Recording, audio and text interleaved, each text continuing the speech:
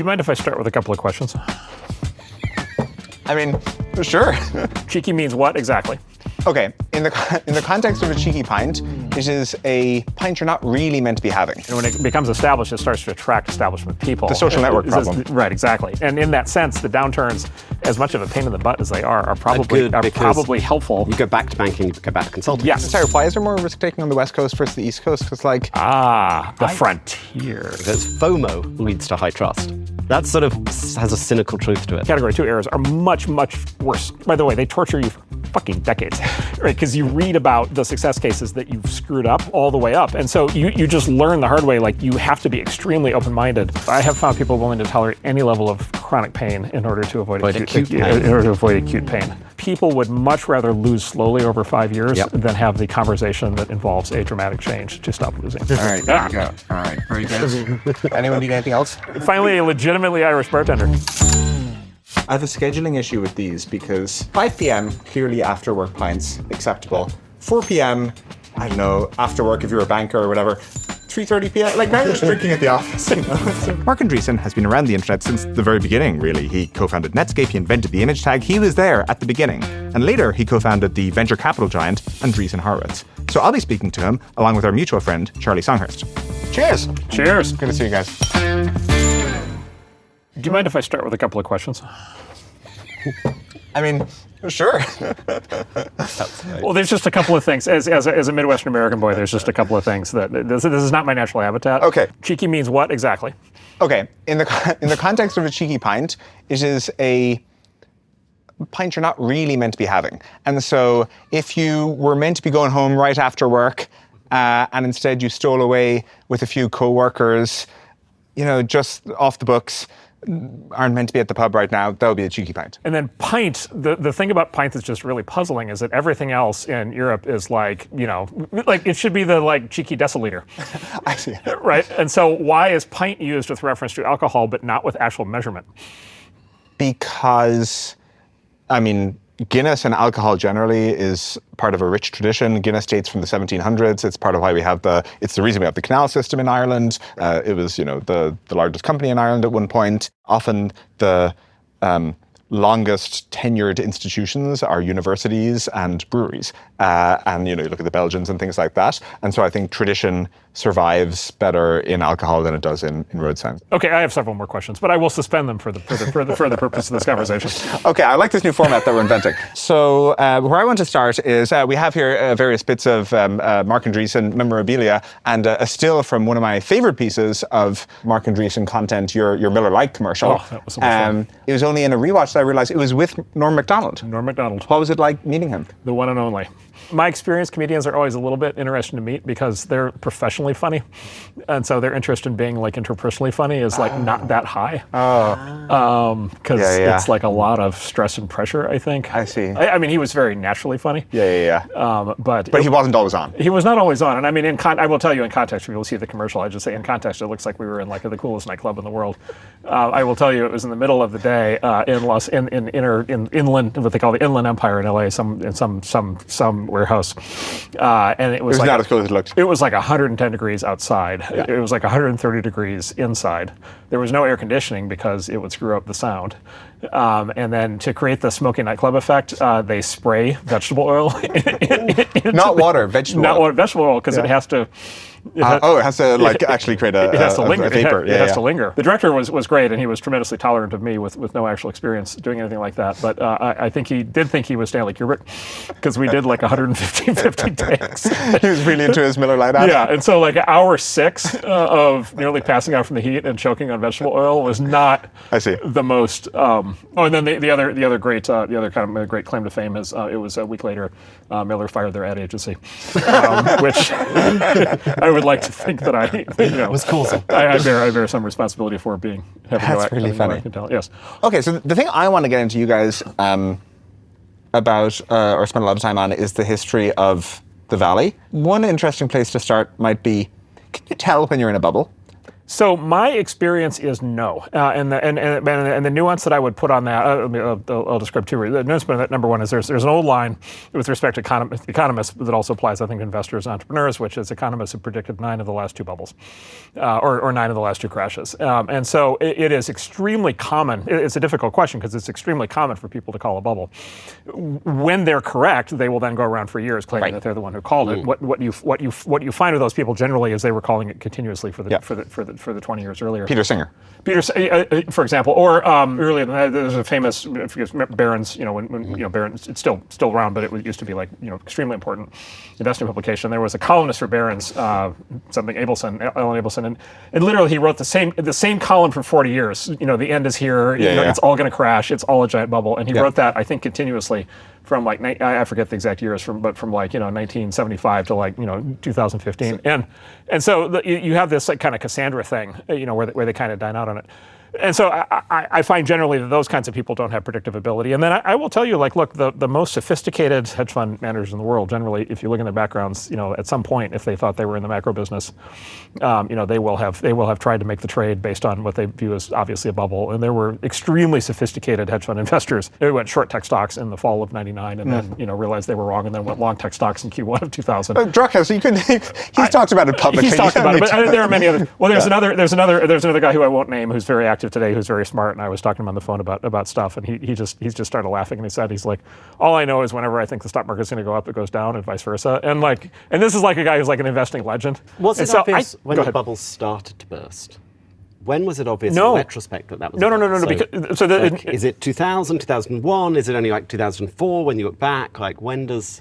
No, so the sort of cliche, which is correct, is the market climbs a wall of worry, right? And so what happens is when the market is rising, like every step of the way, there's like some panic attack going on about like it's immediately going to collapse, and then what happens is there are drawdowns, and I'm sure you guys have seen like there's the drawdown charts are really fascinating to see because there's a big one in 1998 with the Asian crisis. So we all thought that was it. Like this is exactly where I said it. So yes, there was a blow up in '98. There was an international crisis, and then there was a collapse of a big hedge fund at the time called LTCM, long-term capital management. I read that book recently. It was really good. It's a fantastic book. Yeah. It is a great moral. It's a great lesson. And do not name your hedge fund long-term. I thought the lesson was don't run 30 times leverage on the one trade. Oh, there is that, and also assume that academic superstars necessarily have a field. Yeah. So yes, but yeah, like a lot of us in that was it. Like that's it for IPOs. It's over. That's it. The whole thing is going to cave in. So every step of the way, and then conversely, like we all got so used to it rising that like there was a lot of speculation. I think I would say the median view among smart people, and when those Nasdaq first cracked in the sort of around March of 2000 was, it's just another one of these momentary blips. And the way I remember it, we'd have to look at the chart, but the way I remember it is fundamentally that from 2000 to 2005, there were like 5 discrete moments where it like fell apart. It kept cascading down. And my favorite version of the story is we took our company Loud Cloud public in September 2000. And while we were on the road for 3 weeks. And while we were on the road, the NASDAQ fell in half, right? But that was just like one of those things. And so the answer to your question is, I'll put it this way. By 2003, 2004, you knew that it was really bad. And then what are the indicators? The indicator that everybody really knows it is the longs all get fired. Yep. They lose their money, and then they actually get the PMs actually get terminated. And until that happens, there's still, I would say, tremendous amounts of either uncertainty or you could say denial. One of the great years for owning internet stocks was 2003 because you get the bottom and then you get this huge uplift. I think in eBay, Yahoo, maybe it's 2004. Sure. But VC wasn't good through that entire period, up to like 2007. Why is it that sort of public markets is good in 2003 and 2004, but VC just has sort of almost like a lost 7 years, ex-Google, between 2000 and 2007? I would just say, look, you could maybe say this. You could say the entrepreneurial ecosystem got completely flattened by 2003, 2004. Like the idea of starting a company was ludicrous.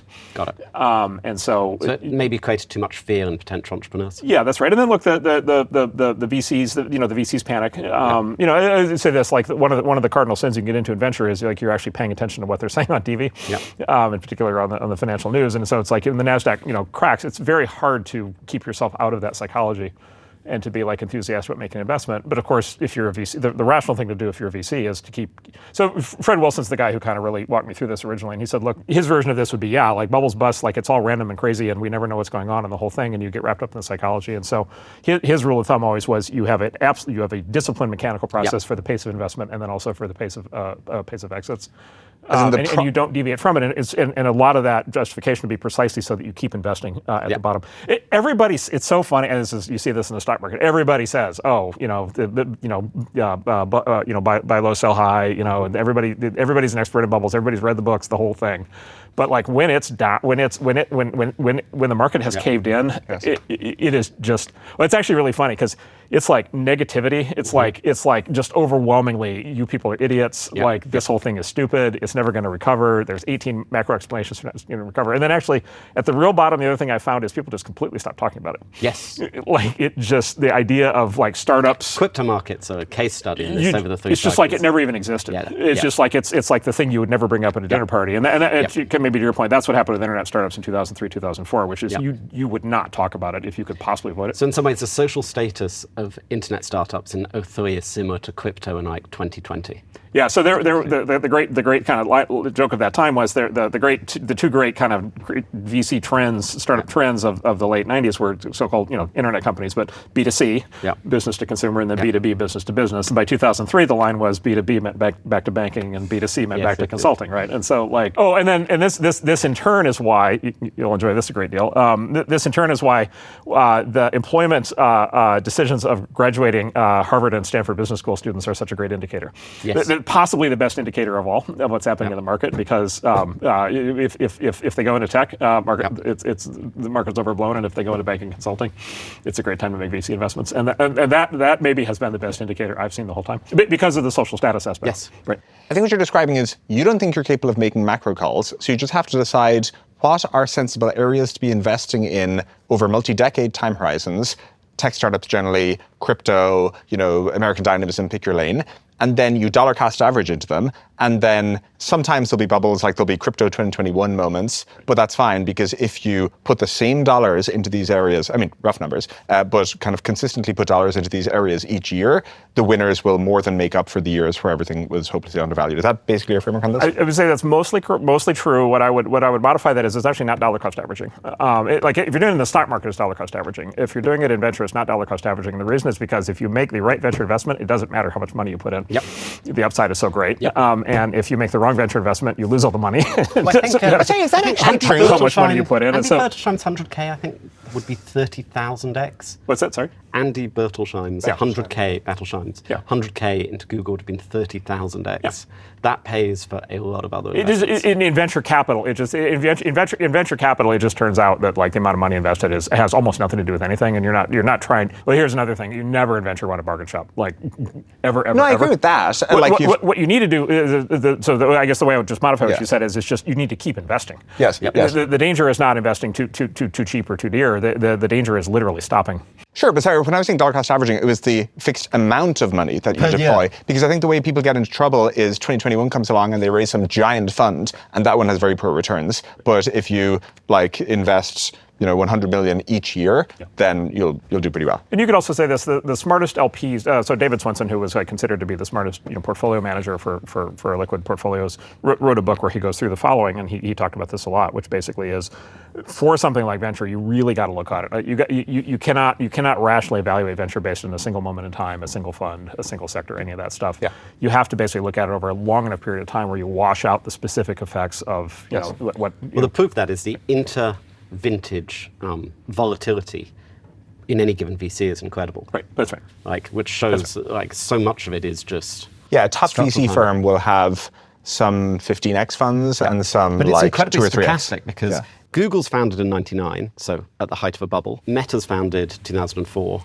at the bottom. Right, that's right. There's no pattern that ties to macro. It's just, it appears to be almost stochastic. You just can't predict. You've just got to keep doing it. Yeah, that's exactly right. And that's I would say that's sort of the core fundamental kind of truth of venture, which is really it's something for people with a 20, 30, 40, 50 year time horizon. You have to get all the way across the cycles. Because what happens otherwise, if you're an LP, what happens otherwise is the minute you have a fund that's terrible, you pull out, and that's precisely when you should have been going in. It's the same behavior on the LP side that you see on the VC side. And so the smart LPs, what they all have in common is when they're making a decision to invest in a venture fund, they're making a decision decision to invest in that fund for the next 5 or 6 So how funds. much of an advantage for VC is having good LPs? Extremely. And again, this is very, very, very predictable. What happens is every time the market is hot, new LPs show up and pile in, and then when the market declines, they back out. And so the firms that have the VCs who understand the Swenson model are able to sustain over time and able to continue to invest in the downturn. The VCs, it's many new VC funds are raised in every bull market from basically tourist LPs. Those tourist LPs are extremely reliably prone to pull out. So obviously that leads to the big question, which is how causal are the VCs themselves to the outcomes of the companies? Like, it's the big, big question. I have a theory on it, but I have an indirect theory on it, but I definitely should not let the entrepreneur answer this question, but I just made an incredible strategic mistake. Exactly. This is where it all went south for Andreessen. You can see the look in his face already.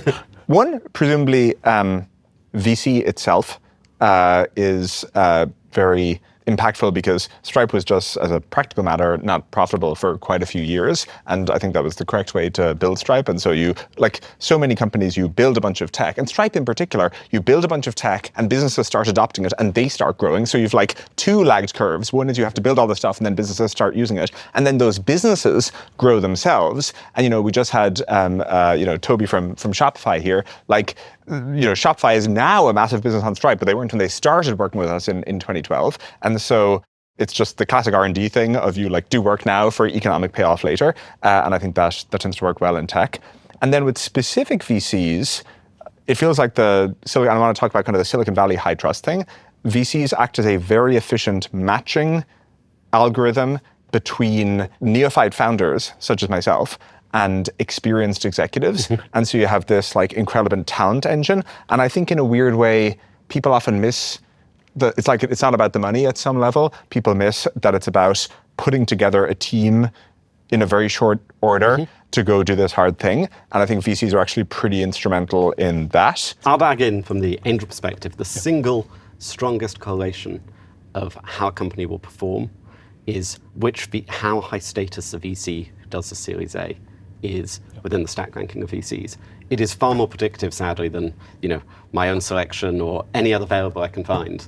It's almost deterministic. Yeah, and look, some of that is because the top tier VCs can get the best deals, right? And some of that is self-fulfilling prophecy. But so here's my analysis, having been on both sides of the table, John, mapping to what you said. My analysis basically is that, if you think about mechanically what's happening with a startup needs to basically get into a loop in which it's accruing more and more resources as it goes. And those resources are qualified executives, technical employees, future downstream financing, positive, brand momentum, public perception, customers, revenue, throw weight in the government, all of these resources that you need to be able to succeed as a business. And so there's a snowball rolling down the hill phenomenon, which is you're either a snowball rolling down the hill, picking up resources as you go, gaining size and scale and scope and power as you go, or you're not. And you're kind of stuck at the top of the hill as a snowflake and you're just not going anywhere. And so the question is kind of how do you get into this kind of aggregation of resources thing? Economists call this, what's the term for the things that are at the high end of the power? Preferential attachment. Yeah. What is it? A sort of mating of companies. It's the Matthew principle. It's a Matthew principle from the Bible, which is, he who has a lot will get more and he doesn't. And so when a company gets momentum, you hear about momentum. When a company gets momentum, what it means is the next resource that you need is preferentially willing to attach to your thing as opposed to somebody else. That's the mechanical process that drives the power law curve. That creates a chicken and egg question, Correct. Which is, does the product create the company, or does the company gather enough resources to create a product? Yeah, so that's part of it. But again, to create the product, it's not just it's often not just a process of it's also okay, you got to create the engineers, right? And then you got to actually field the product. And give an example, you got to have top end security engineers. There are only so many top end security engineers. Where do they want to work? They want to work at the top companies. If you're a brand new startup, how do you convince them that you're going to be a top company? You raise money from a top tier VC. Yeah. So that happens over and over again. The prosaic way that I put it is, my experience as a founder is a top tier VC is a bridge loan of credibility at a point in time when the startup maybe deserves it but just doesn't have it yet. And that credibility is harvested in the form of primarily personnel, money, and brand. And those three things turn out to be really important in the beginning. We're talking about the Silicon Valley ecosystem here. And you referenced Andy Bechtolsheim and his investment in Google. One thing that I find funny about that story is that's the case where he just wrote a 100K check to them. He actually wrote a 100K check to Google Inc., even though they didn't have a company. And I think he'd like gotten his Porsche and drove off and is like, here you go. But there was no terms, there was no nothing. And that obviously worked out really well for him. But that's not unusual. I've heard other stories. I think we even got some check like that where, again, it was just like, tell me the terms later. And Silicon Valley is very high trust. How did that come about? Let me say that that story is a great story, and that is true. I will tell you, there is another part of that story, which is the venture firms that turned down Google in the Series A, right? Which is just the other side of things that maybe we should talk about, right? Because like in retrospect, it all looks obvious. Like at the time, it's not. So sure, but it wasn't obvious. Not obvious. So maybe that reinforces what you're saying, which is it's definitely not obvious.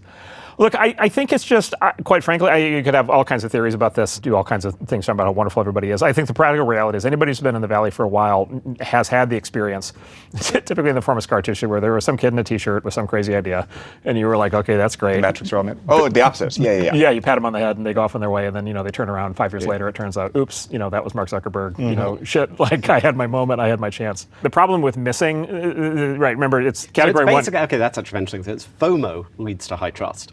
That's sort of has a cynical truth to it. Like if you sit around, it goes to category 1 versus category 2 error. Again, it goes back to the economics, which is Andy's $100,000. If he got stolen, he only loses $100,000.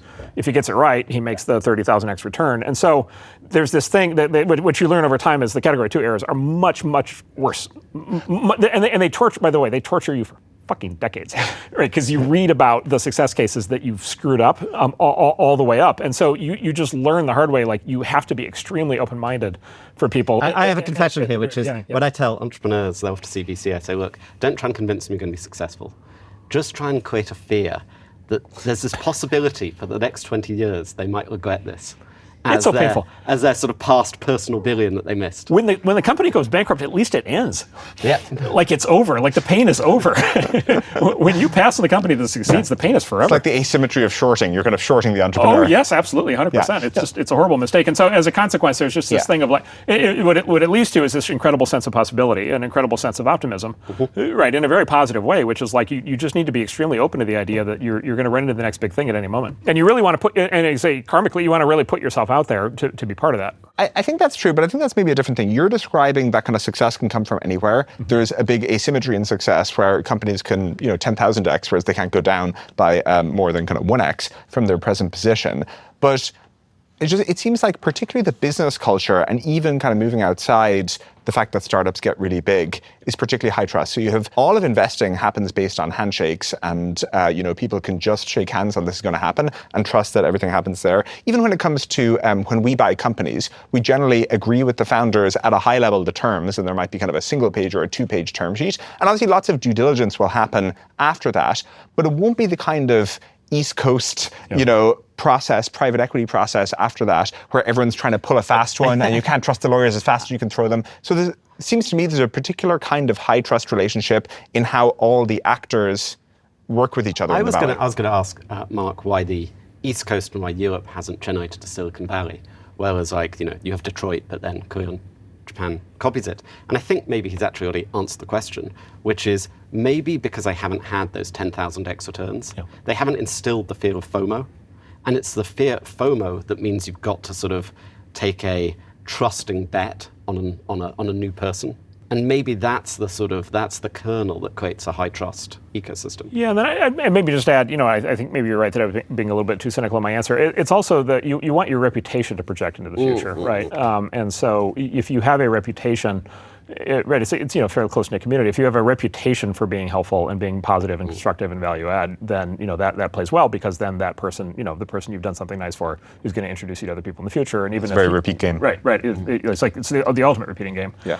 And so there's that. And then look, I think the other side of it that you guys kind of alluded to, but I think is very important, which is it's not zero sum. When I talk to my friends in Hollywood, which is not that far away, and is its own entrepreneurial ecosystem, and if you talk to anybody in Hollywood, they're like, oh my God, this is a Shark Tank. You're getting, you're lucky if your friends knife you in the chest. Generally they just, it's in the back. It's this constant thing. And the reason is because there's just at least my analysis, there's a fixed amount of money to be spent and made in movies, for example. And if my movie gets green lit, it means yours doesn't. And so even if we're close friends, like we're going to undermine each other as much as possible. Whereas in tech, at least, historically, you have this multiplicative kind of generative thing where it keeps expanding. So why did nowhere else manage to get that ecosystem going? If you look at the history of this sort of last 50 years, one of the stories that will come out is the utter uniqueness that tech almost became a Silicon Valley, or at least a West Coast monopoly. Yep. Like, there's no precedent for that in any other industry. Well, I think we're back to that. Yeah, exactly. I think AI, you see this in the data actually already. Is AI is reconsolidating, tech into basically two places on Earth and only one in the West. No part of the industrial economy had that dynamic. Right. What is it? So there have been a long parade of officials from other cities in the U.S. and from other countries who have come to the Valley in the last 30 years. I've met with many of them. They all ask that question. I answer it as follows, which is there are a set of things that you need all in combination. And then usually at that point they get a stricken look on their face and they say, well, what if we can't do any of those things? And so what if we build a really linear city? Exactly. Well, actually, it's surprising the number of people, and I'm always, I don't want to badmouth people because I'm always, people should try to make these things work, and I'm proud of them for trying. But like literally the number where it's like, wow, if we just built the right buildings, this would happen. Like that's actually fairly common. And anybody who's been to Silicon Valley knows the key to it is go on El Camino Real. It's not the buildings. It is definitely not the buildings. Yeah. So I think it's a formula, and I think it's a list of things, and it's like baking a cake. They all have to be in the cake. And then the best way I think I can describe it is, it's a set of things that have to do with stability and maturity and rule of law. So you need like absolute contract law. You need liquid deep capital markets. You need like expert specialists in all these different areas that really have like real experience, accounting and everything else. And so there's like a maturity and a depth, and it's that stuff that like developing market countries struggle with. But at the same time, you need like the Wild West, and you need the spirit of adventure and the craziness and the really willingness to take risks. And if somebody fails, and that's what the East Coast missed. And that's what the East Coast missed, and that's what Europe doesn't. Right? At least when I talk to my friends in the East Coast or my friends in Europe, that's what it's like. Well, we can't do it. I can't take that kind of career risk. Like that's crazy. And look, in a lot of countries and in a lot of cultures, if you like take a risk like that and it doesn't work, like it's a real problem. But sorry, why is there more risk taking on the West Coast versus the East Coast? Because like the frontier. There's no established hierarchies. There was the frontier. The frontier. It's all in Taylor. It's all in what's his name? The frontier guy from like. I was going to say it's in Bonfire of the Vanities too. Like you would go join like Goldman Sachs, you would join McKinsey.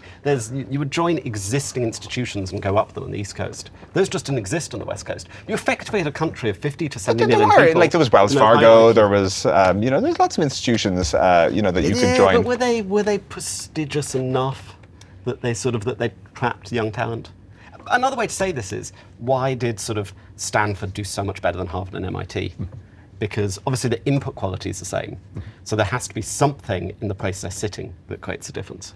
I think there's a frontier spirit. I mean, I really do. So I think. But you're always skeptical of cultural explanations in other places. Well, there's clearly a talent aggregation effect. There's clearly a talent aggregation effect that takes place inside the U.S. I mean, look, most of the great people in Silicon Valley did not grow up in Silicon Valley. My wife grew up here in Palo Alto. I call her a townie, right? By the way, she has 3 more degrees than I do, so it's definitely not a status thing. But most people are imports. They get imported all through the entire rest of the country and around the rest of the world. And so it's definitely a selector, an attraction point for talent, and that's a big part of it. But look, I think if you just trace the history, like every step, it's not an accident that both Silicon Valley and Hollywood are the places that they are because the people involved went west as far as they could before they were literally stopped by the Pacific Ocean, right? Like it was the ultimate selector in the build out of the country to the people who were the most oriented towards risk and to your point, independence and doing their own thing. And that was true in the gold rush days in 1850, where San Francisco was ground zero for that. It's equally true today. Hollywood is the exact same thing. I mean, Hollywood's case is actually funny because one of the reasons they wanted me to get so far away is they were trying to evade Thomas Edison's patent enforcers.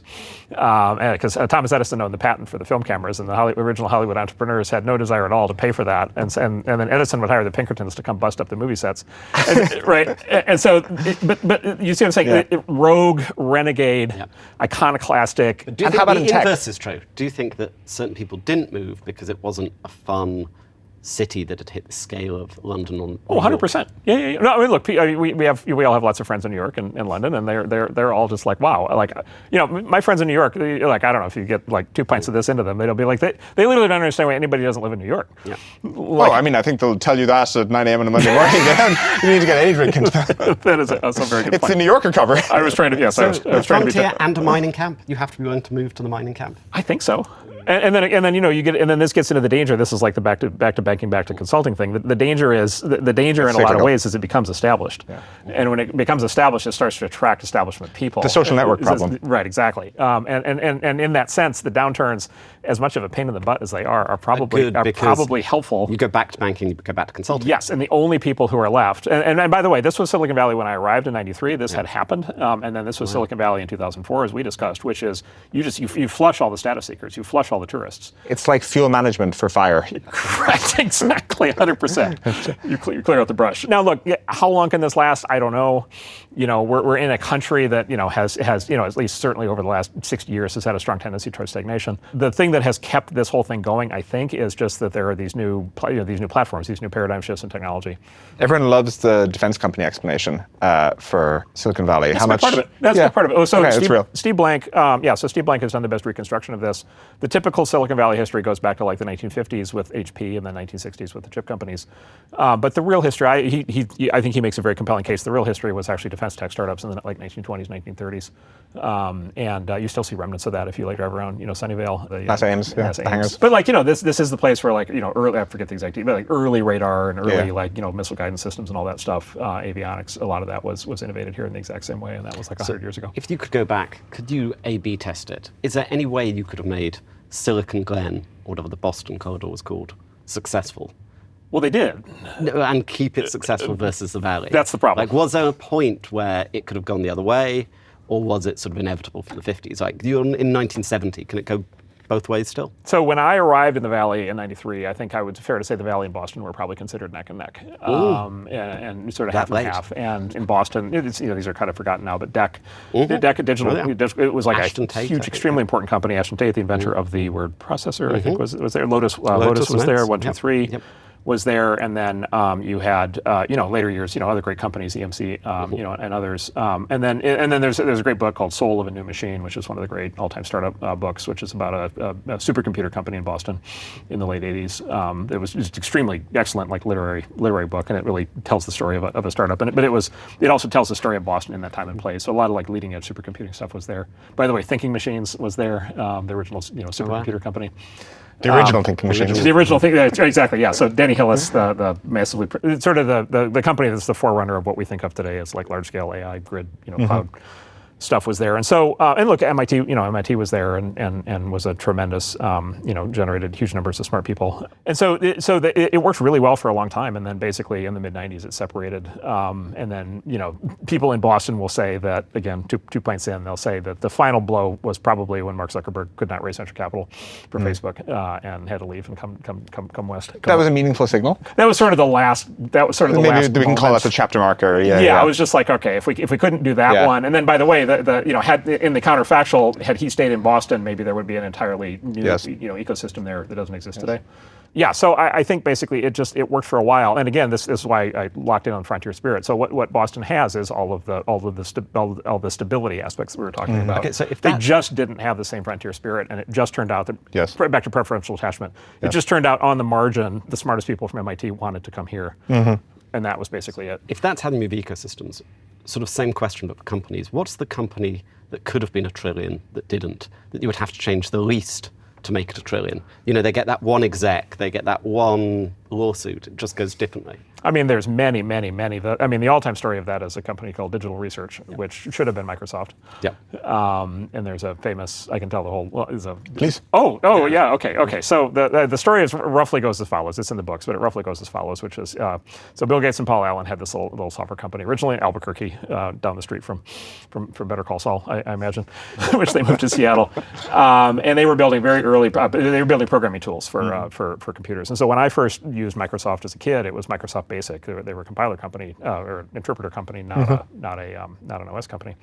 So, and then there was this PC wave with all these basically these sort of, cat and dog kind of early PCs from 76 to 82, and they basically sold the basic interpreter to all those companies, and that's how they got going. But they weren't in the operating system business. And then IBM decided, famously to enter the PC business. And, and then there was a network connection with Bill Gates' mother and the CEO of IBM, and they were on a board together, and it resulted in the IBM team, coming out and going up to Seattle and buying a license to Microsoft Basic, which is what everybody did in those days. And then the IBM team asked Bill Gates, like, what operating system should we use? And he's like, oh, well, the standard operating system for PCs is called CP/M, which at the time was true. It was the standard operating system for early business PCs. And they said, well, who makes that? And he said, well, there's a company called Digital Research down in Santa Cruz in California. There's this guy, Gary Kildall, you should go see him. And this was the synergistic relationship that he had with Digital Research at that time. So the story goes, the IBM team, which is, like 20 lawyers in blue suits, like get on a plane, go to Santa Cruz. They show up at the office to meet with Gary Kildall, discuss licensing CP/M. And Gary Kildall, being a frontier-like person, decided not to come to the meeting. Decided he'd rather go flying that day. John. Actually, it's a reasonable thing to want to do. And instead had his wife, who was the company's general counsel, negotiate the NDA. IBM was famous for its lawyers, and the lawyer was not about to sign the NDA, and the day ended inconclusively. And the IBM team was like, all right, this is ridiculous. And they went back up to Seattle. And they told Gates, if you can't find us an operating system, the deal for the interpreter is off. And Bill said, give me a few days. And Bill literally went down the street to an independent developer named Tim Patterson. Licensed what at the time was called QDOS, Quick and Dirty Operating System, which is the true name of DOS, for $50,000 flat fee. Turned around and sold it to IBM. That created MS-DOS. The kicker to the story is, 30 years later, Gary Kildall was knifed to death in a bar fight. Oh my God. Yes. Oh God. Sorry. I didn't want That suddenly changed tone. I didn't want to bring the room down. But it should have, again, Yeah. counterfactual, and who knows.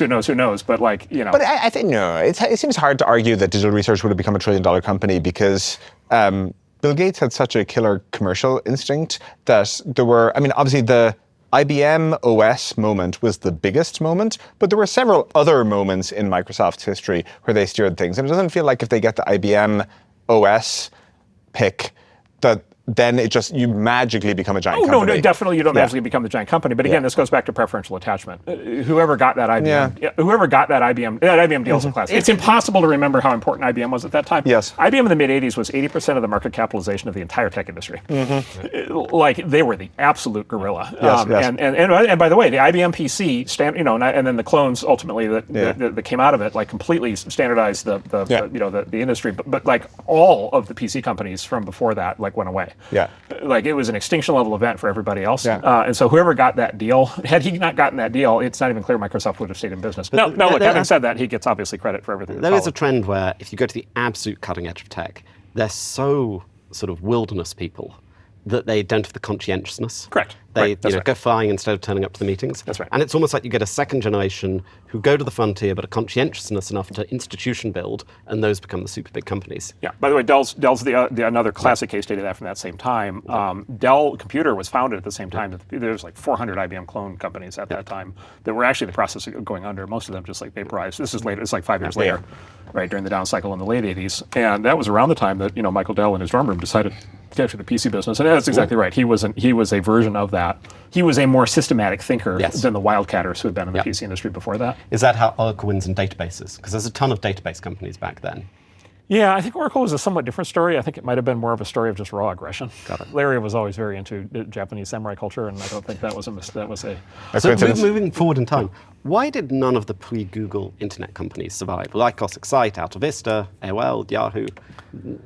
None of them. So I think that you need to really rewind back to the differences between then and now. And I would just say a couple things on that. One is like the whole internet boom bubble, whatever you call it, of that period was basically 4 years. It was basically 4 years in and out. For example, the companies you just mentioned for the most part, my company got going in 94. Yeah. Those companies really got going in 96. Yep. By 2000, like that, it was nuclear winter. And so it was a 4-year period. The business models either didn't exist or were brand new. And we could spend a lot of time on that, but like all the business models that you have today that like have these big, mega companies, like those business models didn't exist. Like it was still mostly just packaged software in those days. And so it was really hard to build the kind of enduring business that you see today. And then I would say the third thing is the market was so small. So the total market size in like 1999 for internet anything was like 50 million people total, max, maybe. Wow. Maybe. Half of those people were on dial-up, which, only barely counted. By the way, and that was like mostly AOL, which only barely had internet support the way we understand it. Yep. Right. They had a browser, but it wasn't like what you're used to. Yep. And then, the PCs were super slow, the modems were slow. And that was still like the median internet experience in those days was you dial in for maybe an hour at night from your desk at home. Yep.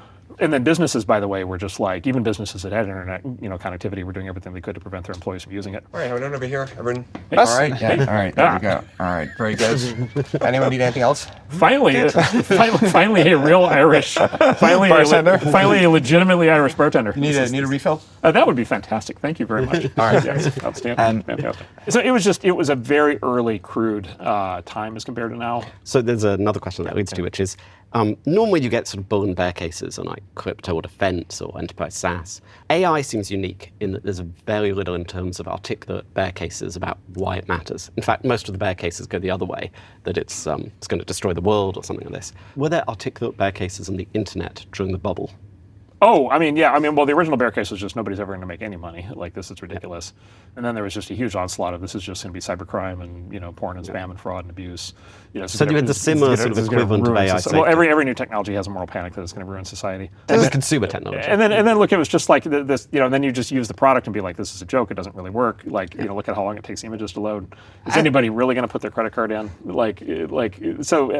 was I don't know if bear case is the right term, but there was massive skepticism. Let's steel man the bear case here for a second. I think the smartest bear case was that the internet's clearly a cool thing. You guys are getting way over your skis in terms of valuations here. And in particular, you're getting way over your skis in terms of the build out that's happening of the internet infrastructure, where the demand will take a while to catch up. And of course, that was true where there was a fiber overbuild. And clearly, there isn't an AI bubble in the sense that everyone really likes their tokens. The stuff that we're doing with AI, or like my personal ChatGPT usage, like I really like that. You're not going to take that away from me. And so it's not a bubble in that regard, and it's sensibly priced and everything like that. It's a true tech, better, faster, cheaper story. However, there is a huge ramp up in AI data center build out. Oracle just had that 4x RPO beat that caused their stock to go up 40% and Larry Ellison to become the richest man in the world. Basically, they're doing giant data center projects for AI companies. And one can imagine that there will be a data center bubble where people get too excited about the build out and we build capacity ahead of utilization, and people finally, it's the last musical chair, people build that data center where actually no one wants to lease it. Do you think that is happening, will happen? Is that a sensible framework? So I would say actually that is precisely what happened with the internet boom. Exactly. That's my analogy. Right, that's right. And so for people who don't know this, what happened with the internet boom was there was the sort of internet software and services and Netscape and Amazon and these things. And by dollars, people confused the dot-com boom. The internet stuff didn't matter. It was a telco infrastructure. Bubble. It was almost entirely telco bubble, and it was almost entirely telco crash. And you know that for two reasons. One is the sheer amounts of money involved were so much greater on the telco side, and then the other is telco is where the debt came in. And to get a really monumental crash, recession depression, you need a credit bubble. Exactly. And the credit bubble was 100%, I can tell you, not on the tech companies. It was 100% on the telecom companies. And it was massive, and it was amazing. And some of them had dodgy stuff going on, like WorldCom. And then there was fraud. Right, exactly. And those stories are truly spectacular. My retrospective kind of explanation of what happened, consistent with what you were saying, basically was there were a small number of people who were building the software and services, and that was because it was just they all had to be invented from scratch, and then there were just only a small number of people who even understood the software and how you could possibly apply it. There just weren't that many of us running around who did that. And so John Doerr had famously internet at some point internet became a cream that you rub on investors to get them excited, and when that happened, what happened was you had a much larger number of people who had a lot of knowledge about how to put buildings in the ground and how to fill those buildings with fiber. And the good news with being in the data center business in those days, it was data centers, right? It was data centers. And hold on. This gets to an interesting point, which is that when you get a boom, because there aren't enough people with the new skill set to do it. That's correct. That can never be the epicenter of the bubble. That's right. It's always where the 50-year-olds with lots of capital are. Right. That's where the epicenter is. So it was telco in the internet bubble, and all those telco people are sort of 50. Yeah. And so now it's data centers. And you need to play the way and the way I would describe it is when the thing takes off, whatever the core thing, when the core thing takes off, there's just too much money. Yep. There's too much money that wants to come in and participate, and it literally cannot participate. But also it comes in the way it knows how. It comes in the way it knows how, and so and this is what you would find at the time, which was you would meet a lot, and I met a lot of these guys. A lot of these were telco CEOs or people telco start. A lot of these new telco companies, Global Crossing, all these new companies. Global Crossing was one of the great kind of boom blow up kind of stories at the time, and the entrepreneur was this guy Gary Winnick, and he was actually a Drexel Burnham. He was a bond guy from the 80s, leverage buyout guy, and he figured out like, oh, we know how to put buildings in the ground, we know how to build fiber. You go to Cisco, you buy the devices, you rig up the fiber, Corning will sell you the fiber, and like it's a known thing. And his expertise was going to the debt market, convince them to finance that, and then he could go just like hoover up capital. And in fact, he built like tremendously valuable, tremendously important infrastructure. It's just that like a bunch of that infrastructure was not actually filled up for 15 years, and in the meantime, much like luxury hotels, it traded hands 3 times.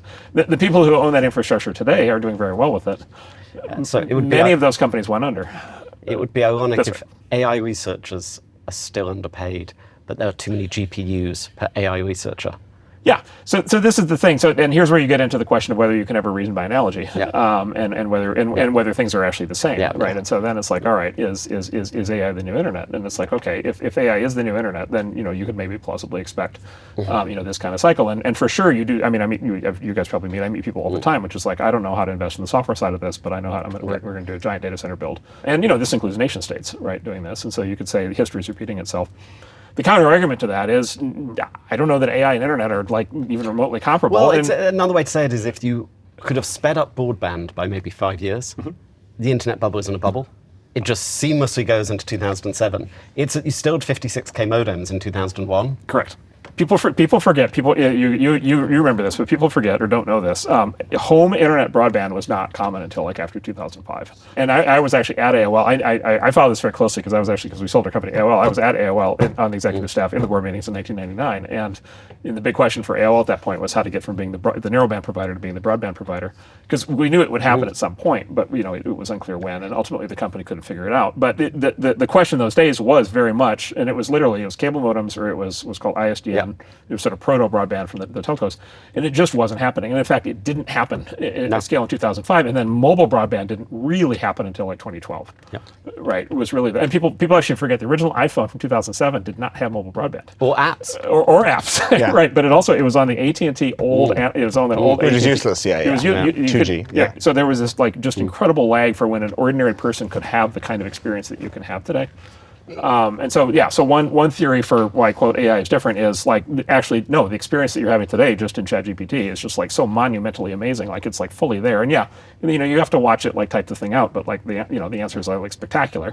And so there's that, and then there's the other thing, which is just the metaphor. The problem with metaphors, which is, and one of the theories you could say on this is the internet was an it was a network technology, whereas AI is a computing technology, and maybe the only comp for AI that you can have is actually the creation of the computer. Right, because it's literally the first major reinvention of the fundamental model of what is a computer in 80 years, going from the von Neumann architecture to the neural network. And and if you trace the history back, they knew in the 1940s that these were the two paths.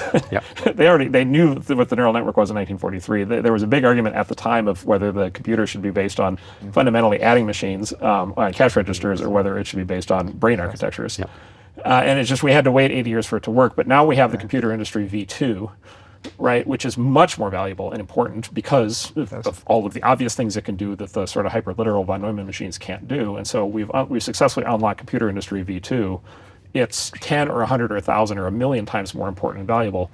And all of your petty comparisons to bubbles in the 1990s just wash out, because my God, look at what the thing. Look at what the thing can do. AI is funny because it is always the case that the hype cycle for technologies predates the technology being ready for that hype. And so, Charlie and I often talk about the like mobile internet hype. That people were excited about. You'll buy cinema tickets on your mobile phone in like the 2000s on a Nokia 3310, which is not actually, how the mobile internet played out. And even the crypto excitement, the kinds of things people talk about with crypto of like, oh, you'll be able to make payments, whatever. We're finally getting to it in 2025 in any kind of meaningful volumes, but it's, took a good 15 years from when people started being excited about it.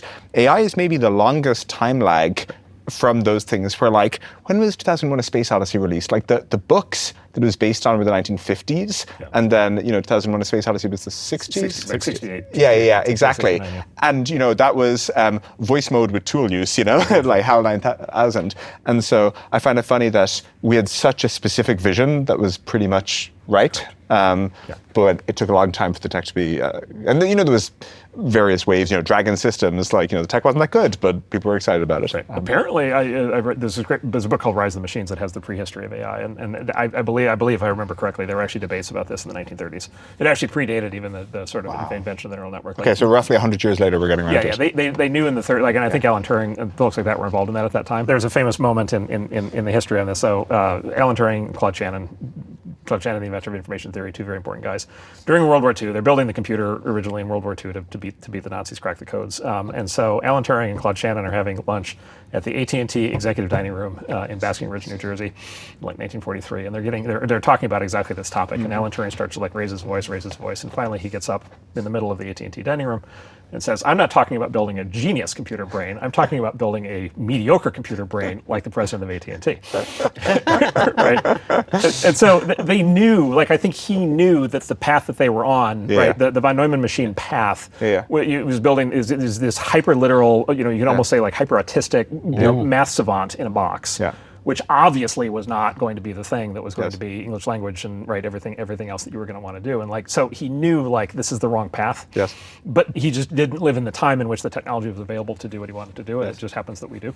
What are you seeing as the emerging sort of heuristics of how the market works? So let me give an example from software. There's no inferior goods market for software. There's no cheap version of Excel. Or, there's sort of one... There was at one point. There was at one point, and it didn't succeed, which is the point. Those are all but gone. in general, software's gone to one company, some horizontal, some vertical, being the best. Because they're such a great deal. Because it's such a great deal, because the percentage productivity is the same. Is it the same in AI? Do we go with horizontal intelligence? Is there an inferior goods market where, you end up with AI and device that's intelligent but not super intelligent, but you don't need it? Will people use worse models? The way I would think about it is, if you think about, let's say this is a computer industry V2, what did you experience in computer industry V2? Yes. You had many different sizes and shapes of computers. Yeah. And actually what happened at the time was the big ones got built first. And then it literally was mainframe, and then it was mini computer, and then it was sort of server, and then it was goes down to PC, personal then computer, mobile. and then mobile phone, and then embedded devices, right? And then by the way, and then it sort of multiplies out where cars and light bulbs and doorknobs and everything else. As you know, what you have as a consequence is the computer industry and specifically the chip industry is therefore in the form of a giant pyramid, where at the top you have a small number of supercomputers and mainframes, and at the bottom you have billions and billions of embedded devices, and then you have everything else in the middle. And the reason you have that is because you have custom you have cost and performance and fit implications for the specific devices. You don't want your light bulb to have to do a round trip to an IBM mainframe or something. It doesn't make any sense. You want it to have the embedded device so that it senses whatever you want. Senses whether there's light in the room like that. That's like a specific chip. And so I think the scenario in which you only have a few big AI models is a scenario in which not only are those models the smartest, but they're also the cheapest and the most power efficient and the fastest. And the easiest to adopt and use for every scenario. And I think that's highly unlikely just because if this is the breakthrough that we believe it to be and it's the computer industry V2, you're going to want models in everything. You're going to want AI infused into everything. And then for a lot of those infusion, you don't need your doorknob to teach you quantum physics, but you do need it to be really good at knowing that it's you and not somebody else. Right? And so you're going to have all of these kind of hyper-optimized use cases. And so my guess, and the way we're betting, is that you're going to have that pyramid approach. And then look, the economics are going to be a big part of that, just because if only because the doorknob gets to run on local power, right? And then the processing the doorknob needs to do is a tiny fraction of what you need to do when you ask GPT-5 a query. And so I think this is computer industry V2 in that way. And how do the markets play out? Where is it just a normal battle? Price performance with proprietary players? How big a player is open source here? Can we, Charlie mentioned Oracle earlier. I feel like people today forget that the proprietary databases used to be the best databases all the way through the 90s, and you had to step one of founding an internet company was, write a check to Oracle, and then you can do stuff after that. And then the open source databases, MySQL and Postgres became competitive in the 2000s. You don't like me reasoning by analogy too much here, but can you reason by analogy to database world? Just how does the market structure play out? Yeah, no, I think that's right. I think that's actually a good comp. Another one is operating systems. So when I was a kid, the world's best operating systems were specifically, Windows is its own trajectory and iOS, but for what we used to describe as proper computing on real computers, like Unix computers, including supercomputers and workstations and advanced, scientific applications, things like that.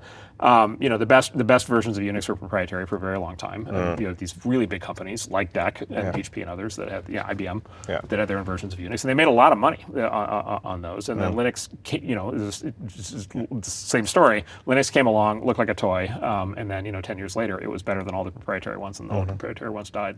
That's my guess, is it's something like that. I definitely think we'll live in a world of like a small number of big models that'll be incredibly valuable and incredibly widely used for many things.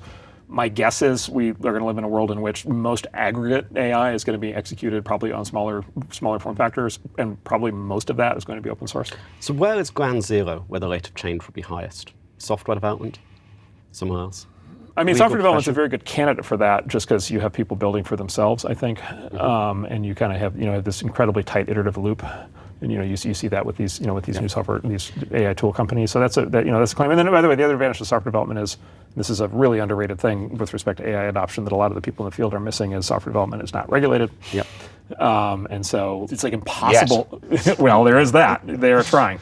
The enemies of progress and freedom are trying, and we are fighting them very hard. But it's like AI in medicine actually can't move that fast because it's regulated. An AI can't be a doctor, right? You can't get licensed. An AI can't be a lawyer. It can't go make an argument at a court, and so forth and so on. And so I think it's like the unregulated fields populated by the same kinds of people who are building AI. Charlie had the interesting question of, are we overestimating the broad impact and underestimating the specific impact? Or what if, at least for the next 5 years, as you say, AI in medicine or AI in law doesn't make that much progress because of some of the challenges, but software engineering is totally transformed?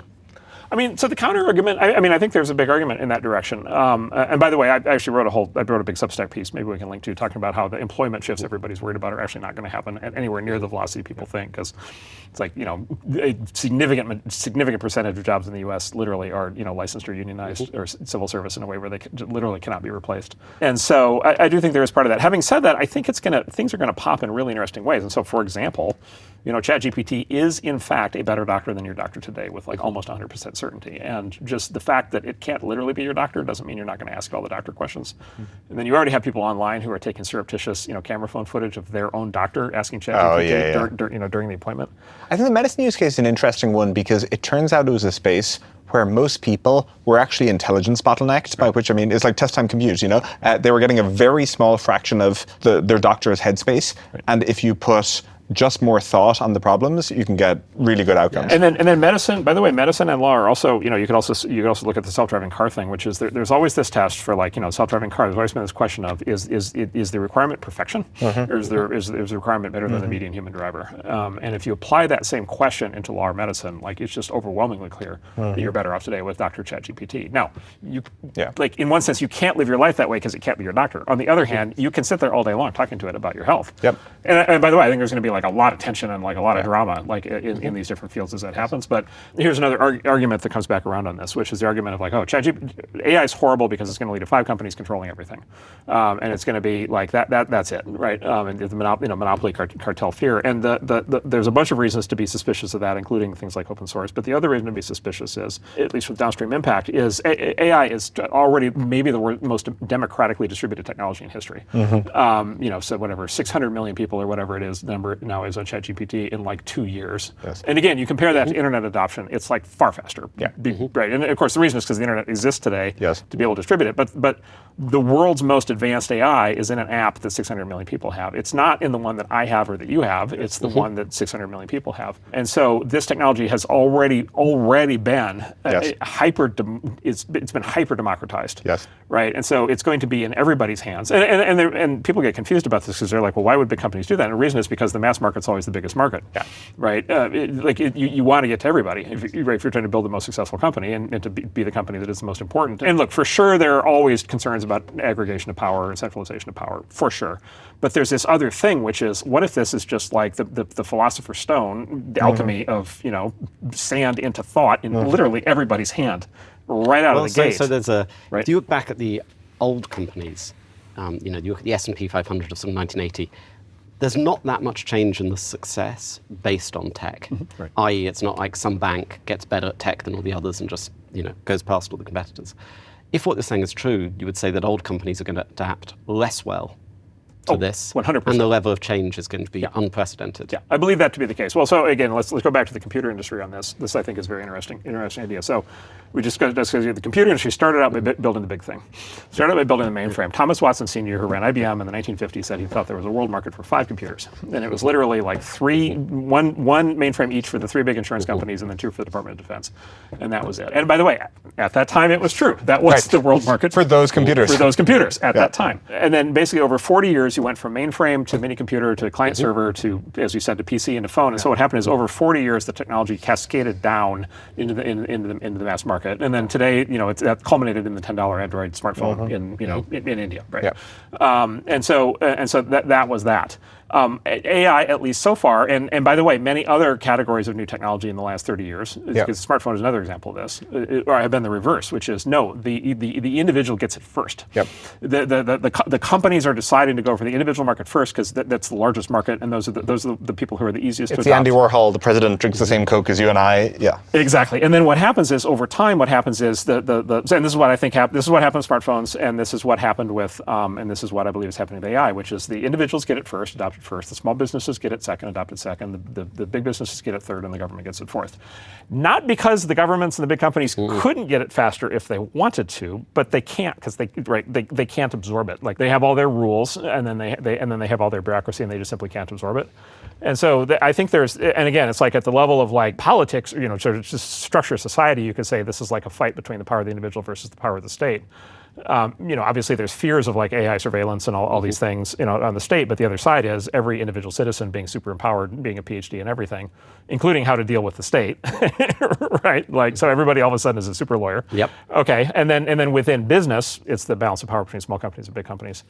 And if you're just looking at speed of adoption, there's no question small companies are adopting faster. Well, so I was going to ask about that because, Robert Solow said the computer age shows up everywhere except the productivity statistics. AI productivity is showing up everywhere except the hiring plans of your portfolio companies, which still seem to be hiring a lot of humans. What does the realization of significant AI productivity gains look like? Because presumably, like stodgy large companies, you believe will fight the gains at some level, they won't take as much AI productivity as they should. So I think the most basic question is the sort of fundamental question of, is this a centralizing power or is this a democratization of power? And so you think it'll make small companies more powerful in the battle against large companies? I think there's a really good chance of that. I don't know for sure, and we'll see. But it seems certain that it will make younger companies more successful against older companies. I would assume so, or the kinds of less companies that have the kinds of right, exactly, less bureaucratic. But you have this a lot. Let's take the employment, the jobs thing, just because that's the one that gets all the headlines, which is just like, oh, all the jobs are going to go away because AI is going to do everything. And so one version of it is like, okay, that is going to be the thing, and then this is at least to the meme of like 5 companies are going to own the world, and you have 3 years to get out from the permanent underclass, right? Whatever, right? This leads to that. The more conventional economic argument is the opposite of that argument, which is this is going to deliver massive productivity improvements, not just to companies but also to individuals. When you put a technology in the hands of an individual that massively increases their productivity, and the way I think about that is AI just makes every individual a super PhD in every topic. That's like the most dramatic increase in what economists call marginal productivity of the worker that has ever existed. And so as a consequence, every single one of those people is now capable of doing so much more than they were ever capable of doing before, whether they're doing that as like a solo entrepreneur or whether they're doing that as somebody who works in an organization. And so in that version of the world, you don't get the aggregating effects. You get some, but they're swamped by the democratization and the superpowers that every individual gets. And then 10 years from now, we'll do part 2 of this, probably with the same glass of beer, at the same room temperature, and we will be shocked by how much AI drove both employment growth and drove incomes. Because again, the conventional economic view is marginal productivity improvements. Like you want to hire more people at higher levels of productivity because they can do more, and then you pay them a lot more because they can command higher wages. A huge part of that is when people think about this, they use intelligence but not imagination. Right. If you go back to 1950, there's some movie there where basically a single person is a cell in Excel. Right. They're all sitting in a big room, effectively, doing accounting. If you described the sort of computing revolution, they would all say, I'm going to lose my job. Right. But the jobs that emerge, video gaming, you couldn't imagine, you couldn't describe.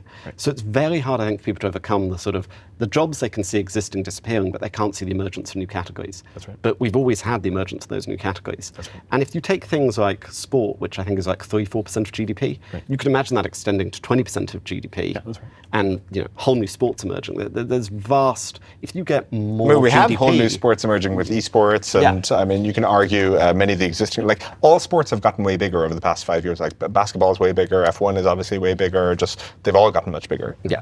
We're even bringing soccer to the U.S. which Exactly. seems inconceivable. No, that's exactly right. And then the corollary to that, by the way, this is very difficult to talk about because people get very upset. But the corollary to that is those old jobs.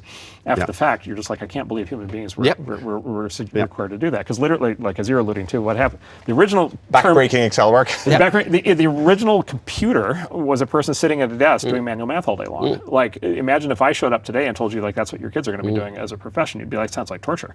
Have you heard of Ian M. Banks, the science fiction author? Culture series? No, I've actually never read that. No. Okay. He tries hard to sort of contemplate what a super advanced society with AI is like. And what's interesting is everyone has stuff that is sort of looks like a job but is actually leisure. Right. Well, the best jobs in the world have that characteristic, right? Yeah. It's And then you have very complex status hierarchies as people aspire. And if you look at sort of Gemeinschaftig societies like Formula One or something like that, you have a very clear sort of motivation and status hierarchy for people within it that seems to like fulfill a lot of human Aren't you needs. describing being a VC? I've seen the activities at the conferences VCs go to. Exactly. As we like to say, it's a 934 profession. So, it's a country club kind of thing. The other, by the way, great economic fallacy that I just see everywhere right now is this idea that AI is somehow going to be this like this hyper successful thing, hyper acceleration of productivity, and dramatically change everything, destroy all the jobs, and yet somehow that's going to lead to people being immiserated and being poor and not having anything. And the missing element there is that even if that scenario plays out, which I think, as I said, I don't think it's a centralization scenario, but even if it played out, the result would be hyperdeflation of prices, which is the thing that people miss. And so the price of in that environment with that level of productivity growth, the price of goods and services will collapse. And things that today cost a lot of money will all of a sudden all be cheap or free. This is sort of the everything becomes oversupplied. In Star Trek, there's no GDP would be zero, right? Because the replicator does everything. The replicator does everything, right? And so things that cost $100 cost a penny, right? In that world, like even real GDP looks like it's shrunk, and everybody is much better off. And by the way, this is not the first time this is. There have been periods of like sustained deflation in the past. Well, you see it within categories. Look at the spend on CDs, music CDs versus music today. A lot of I always talk a lot of the so-called second industrial revolution. So the most sort of the time in which like our entire modern world was built with everything from airplanes to freeways and everything else, 1880 to like 1930. It's like that 50-year stretch. And for a lot of that period, they were in essentially a protracted deflationary depression. Because what happened was the technology for acquiring and processing raw materials was advancing so fast that there were gluts in all the different raw materials. And so it felt like the economy was caving in because prices were collapsing, economic activity was down, GDP was down. In reality, what happened was a massive surge in productivity growth and a massive surge in material prosperity. And over that period, both productivity growth and economic growth advanced something like 3x of our time. But if you read the books at the time, like they're obsessed with this problem of like, oh my God, there's this oversupply of iron. What are we ever possibly going to do with it? And it's destroying the economics of the iron production business. Can you not have low productivity segments of the economy find ways to avoid the prices collapsing too much, such that you don't get this effect and people are still cost unhappy? disease. Yeah, like we've gotten much better at healthcare over the past 50 years, and yet. Yes. So almost cost disease, but also just simply government. You see this today. So basically, it's like today, what happens if you chart, it's this famous chart. If you chart like basically the prices of products across all these sectors, what you see. The deflationary economy and the inflationary economy. Yeah, there's two different economies. And the deflationary economy is like everything electronic, everything software, everything media. By the way, basically everything, all light manufacturing, housing, clothes, and everything. Well, not housing. So the price of clothes collapses. The price of housing hyper rises. Oh, sorry. Yeah, I was saying the accelerator. On the other side, on the non-productive side, you've got housing, education, and healthcare, and so that sort of I think explains a lot of the politics and sort of feeling of our society right now, which is just like everything that's like optional and fun is getting super cheap, and everything that's actually necessary to like raise a family is like getting like hyper expensive. And exactly to your point, it's because these are like two different economies. And then you look at, and this gets complicated, but if you look at housing and healthcare and education, what they all have in common is heavy government interference, specifically of the form of restricting supply. In all cases, the government basically restricts how many houses can get built. They restrict how many doctors can get licensed. They restrict how many universities can get, accredited. And then because restricted supply leads to prices skyrocketing, the voters get mad, and so then the politicians subsidize. In all three of those markets, there's massive government subsidies, federal student loan programs, federal mortgage programs, federal healthcare programs. And if you insert, basic economics, if you constrain supply, you cause prices to rise, and if you subsidize demand, you cause prices to rise. And so I think this is basically the state of the Western democracies over the last 50 years. Is every step of the way, as the price of the American dream, housing, education, and healthcare, as the price of those rise, the pressure from the government to subsidize increases, which just drives the prices higher. And so you're in this ever-escalating spiral. I'm presuming you're concerned about more of that. Like everyone was making fun of the Boston City Council, objecting to Waymo and maybe voting to preserve driving jobs and everything like that. And so we find more categories to turn into healthcare, education. Yeah, sinecure is fundamentally, and then almost cause disease kicks in because now you have this different. Then you have the hyper incomes being earned by people in the deflating sectors where there's massive productivity growth, and then people in in healthcare get to command those wages, and then the whole thing compounds and gets worse. By default, this is what the governments are going to do. I mean, by default, it's what they're exactly doing today. And then there's a really tricky political economy thing to this, which is like the voters. It's very hard to tell the voters, like, don't vote for the guy who says he's going to subsidize housing more. Right. So are you worried about this as a political future? Yes, 100%. Well, I think it's I think this is our political present. Sure. I'm saying an expanded version. An expanded version, 100%. Yeah. I'll give you the latest example of this. The latest example. So remember the dock workers. Remember the dock workers strike? Yeah, I do. Yeah. Okay. Remember the guy with the gold chain, the whole thing. And we found out about the dock workers, and you dig into it, and you're like, oh, the dock workers union. That's and this is where European ports are way more productive than the U.S. Ports, it turns out, because you have these unions, and they have a tremendous amount of political stroke. One of the things that was discovered during that process that I didn't know is that in prior union agreements with the dock workers, they already had a 1-to-1 ratio of people sitting at home doing nothing to every productive dock worker as a consequence of the last 60 years of these things. So basically there's a long history here that just never became visible in public, which is every time any kind of new automation shows up at the docks, the dock workers renegotiate the contract to preserve the jobs, which literally means people sitting at home.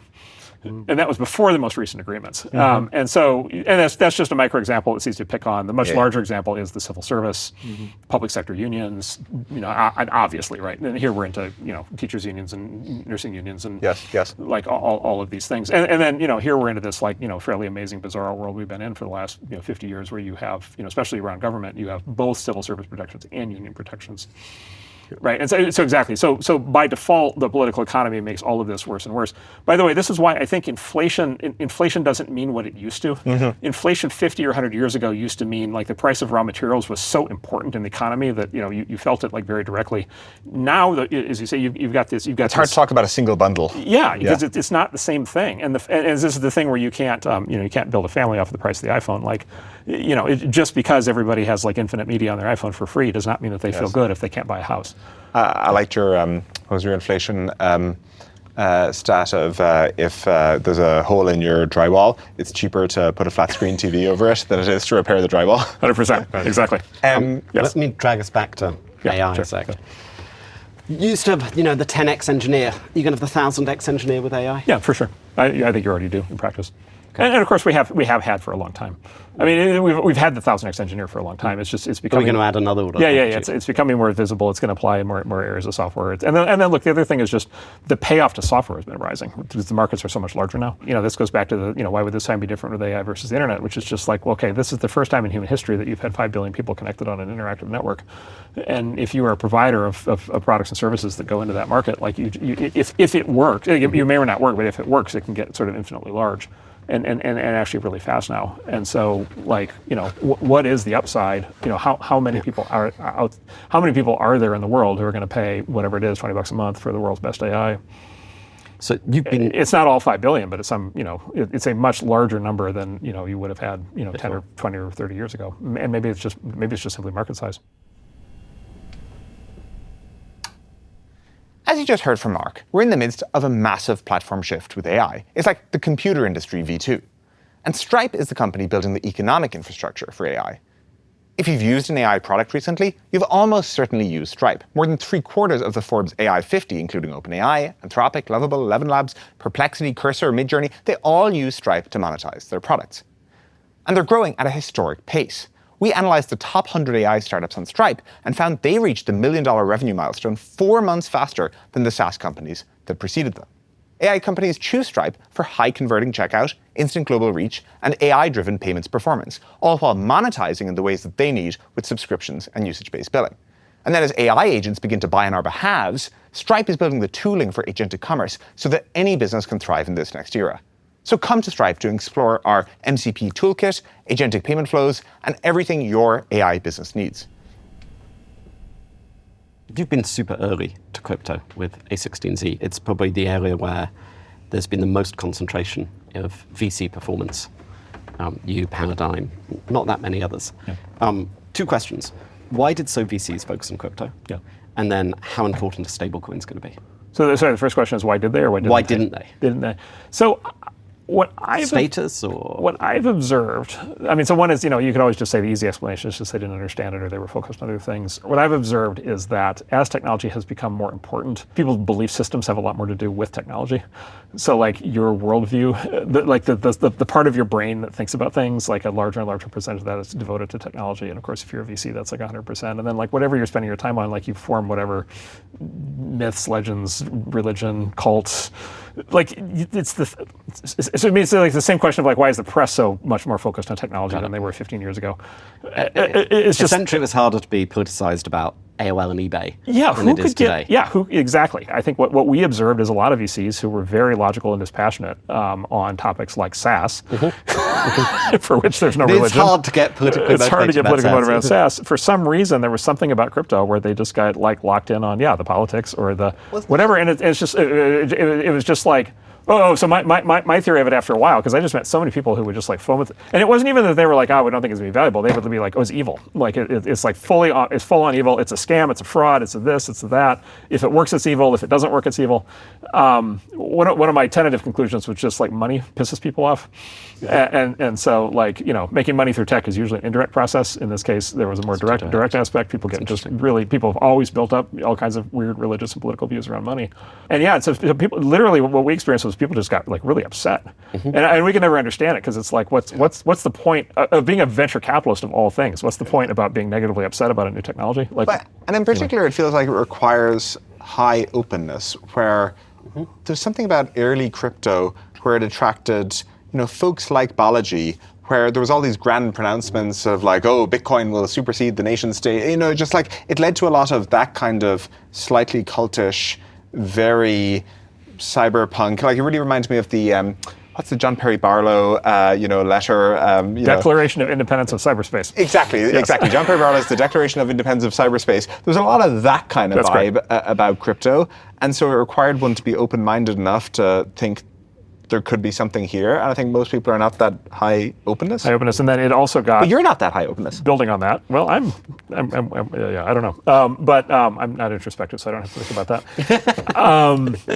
It also got right coded. I think it got right wing coded because it got like libertarian coded early, especially in the 2010s when everything got politicized. Anything coded right libertarian was bad. And then quite honestly, and I maybe this will piss people off if I say it, but like quite honestly, if you actually want to understand it, how it works, it actually is quite difficult. Like it is a complex technical thing, and I think maybe people don't understand the tech. Maybe people literally don't understand. I dealt with this a lot when I would deal with people who were causing us trouble in public, and I literally would try to explain it to them, and I just fundamentally couldn't. Like it's like by the time you're using the phrase Byzantine generals problem, you're done. It's never going to work.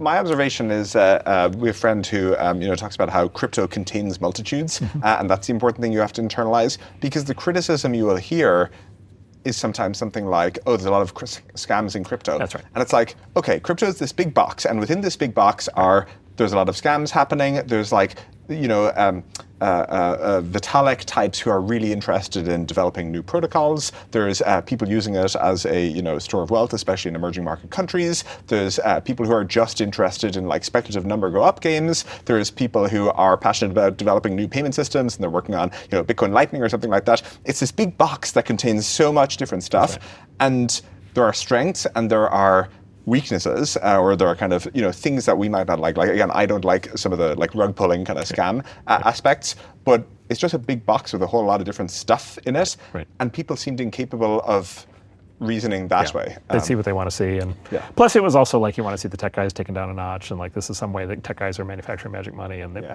and then maybe another more focused way of what you're saying is every new form of financial technology is historically associated with some form of bubble and crash and sort of scams along with that. And the classic example of that I think is illustrative for crypto, the invention of paper money. John Law invented paper money in France about 360 years ago, and it immediately sparked what became the South Sea bubble. And actually, he ended up basically like his life did not go well after that because people fled to Venice. Fled to Venice and basically died poor. High yield finance, maybe another example. What's that? High yield finance, like Michael Milken. Oh yeah. Junk bonds were completely discredited by the time Mike Milken was sent to jail. Yeah, junk bonds had been completely discredited because everybody, again, the moral story, everybody knew that it led to like this massive bubble of all these, I mean, so deliberately high risk, bonds. Who would ever do that? A decade later, that market was like much larger than it ever had been in the 80s and was extremely well respected and had played a huge role in the build out of everything since. And so new kinds of money lead to new kinds of scams, lead to new bubbles, lead new to kinds new of money. stories. Yeah. How do you think about stablecoins? Yeah. So the stablecoins, I would say, primarily the way I think about it is it's been super helpful to have stablecoins succeed because it's just an obvious, incredible use case. It's worked incredibly well. They're being used all over the world, for many different reasons. The numbers, are now extremely large. I think it's great. It was, originally, you guys probably know, it was originally part of Vitalik's early work. He had a very unfortunate. Do you remember the original name for stablecoins? No. Colored coins. Oh yes. Yes. Only an ESL speaker would pick that name, but but the idea, right? The idea was a crypto token wrapping a real world asset. So that was part of the original thinking on all this stuff. It's worked incredibly well for dollars. I believe that will work incredibly well for many other kinds of assets. So it's great. Now, having said that, the crypto purist natives are like, well, that's sort of that's not the main thing because the main it's a bridge technology of the old world. I think it's great, and I think it's fantastic that you have such a successful use case. So fintech has generally not produced great companies or giant companies because it's been country by country demarcated. It's here in our pub. In fact, he's really upset about the waiter. You end up with these very mediocre companies like Stripe, but they're fantastically managed. It seems like stablecoins could lead to the global scalability in fintech that has been the prerequisite to making super valuable tech companies. I mean, we've had some fintech ones that we're very proud of, including Stripe. I just like it's just the level of one is regulation, and then it's particularly and payments is different because they did go global. They did go global. Not many companies. But they've regulatory kind of constraints there as well. And then the last decade in particular, like a lot of the Western countries, they've been if anything on a crusade against any kind of financial innovation, just on general principle. And so there's been these like real regulatory government headwinds. And then just like dealing with the banks, right? Dealing with the credit card companies, dealing with these they're not psyched at the idea of some kid with some new idea. They're just not. And so even if you have regulatory clearance, can you actually implement the thing? Is an open question. And so I just think there's a lot of glue, a lot of stickiness. And then I mean, look, you could also say, to be fair, look, it's a high hurdle to go to a consumer and to say you should trust your money, with some new company. So there's like a whole issue there. So so optimistic. I agree with your optimistic point of view. And this was always part of the crypto philosophy, which was programmable money. If you had programmable money, then all of a sudden you could have financial services work a lot more like software. You could have a much higher rate of innovation. And you're right, maybe we're starting to get there. Was there someone who really got you into crypto? I would say the main person was my partner Chris Dixon, who was very early and had figured it out. And then we were involved in Coinbase early on, and so Brian and Fred at Coinbase were super helpful in helping us understand it. And how do you think? Oh, and then Balaji. Actually, Balaji is at the head of that list. And how do you think Chris cracked it so early? So Chris's entire life has been this pursuit of, it's just how he thinks. He's just born to do this, and it's been, it's in pursuit. He uses these terms. He uses one term. He says, what nerds do on nights and weekends. Is one way to look at it. The second way to look at it is good ideas that look like bad ideas. And then his third most recent version of that is like internet cults.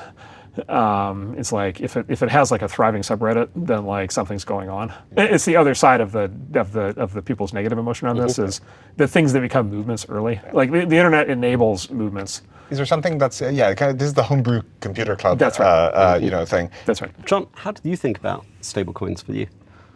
It's funny when you're saying crypto is an internet cult. We find that it's very vibes based in a funny way. Where there was always a thing of like Stripe is pro crypto. We're super excited. Stripe is anti crypto. Not going to make it. Stripe is pro crypto again. We've never been. That's never how we've conceived of it. We just want to build things that people find useful. And the Bitcoin white paper dropped in 2008. And I want to say, and Stripe was founded in 2009, and so we've kind of been watching all along stuff. Wasn't it February 9?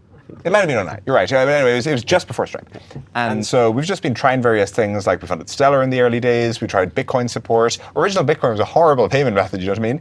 And the thing we have really noticed that's really striking is there's a level of consumer adoption and familiarity that allows for a mainstreaming. Like we just worked with Shopify to they now offer stablecoin payments on all of their checkouts, or they're rolling that out on all their checkouts. Yep. That's just not a thing that would have made sense even 3 or 4 years ago.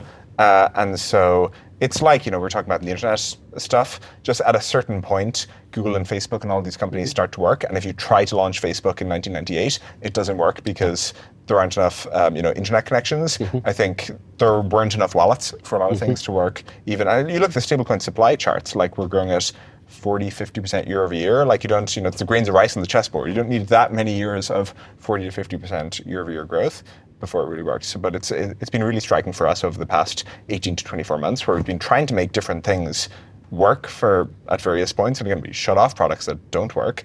But now all of the products are really working all at once. Okay, I had some questions on the Andreessen Horowitz business. Yeah. Why aren't you a hedge fund? In that you, why don't you do public investing? You don't have to be a hedge fund, you can just do long only. But aren't you in the business of predicting tech trends and evaluating companies? After having done this conversation, we think you might be quite good at it. Exactly. We've considered it. It's just if you spend time with public market investors, like they just have a very different motion than what we do, and so they're. But is that tradition, or is that fundamentally intrinsic to the ontology of the job? I think there would be a different way to run public money in a way that, for example, would have caught a lot of the Mag 7. Like I think that possibility exists, and literally you could just say it's as simple as apply the venture mindset to the to mega caps and away you go. And obviously there are obviously we now know venture scale returns when you get that right. I would just tell you one of the things that saves venture is that we're locked up, and our investors are locked up. It's a feature, not a bug. It's an incredible feature. And in traditional finance theory, they always tell you illiquidity is a deficit, and it turns out which is true, but human nature is a bigger one. Human nature liquidity would be a feature if we were correct less messed up. It is so incredibly hard, and that gets sucked into the psychology of the moment. And I spend a lot of time at our firm trying to get people to not be sucked up in the psychology of the moment. So for example, it's just like an absolute ban on television news in the office. No, if it's on CNBC today, it does not matter to us. If it does matter to us, we made some horrible mistake 8 years ago that we can't fix now anyway. And if it's anything else, we shouldn't be paying attention to it, because the whole point of this is things that are going to take 5 or 10 years in the future to develop, and people just need to get back to work. And I would bring that up just as like, okay, so here's a very pragmatic challenge. You're running public money with a venture strategy. All right, what's your lockup? Okay, now you got a quarterly lockup. Congratulations, big guy. The market rips your face off. All your investors redeem. So much for your strategy, right? And so that's just really hard. And then people who have gone out to try to raise money on longer lockups are like, well, why would I do that? Illiquidity is a problem. Why would I lock up an Apple position? That's insane. And again, you can say nobody did. The fact that nobody did that is illustrative of how difficult it is. Now, I don't know, maybe at some point we should. And then the other is just flat out opportunity cost, which is, are you really going to spend the time dealing with that you could be spending meeting the next Mark Zuckerberg?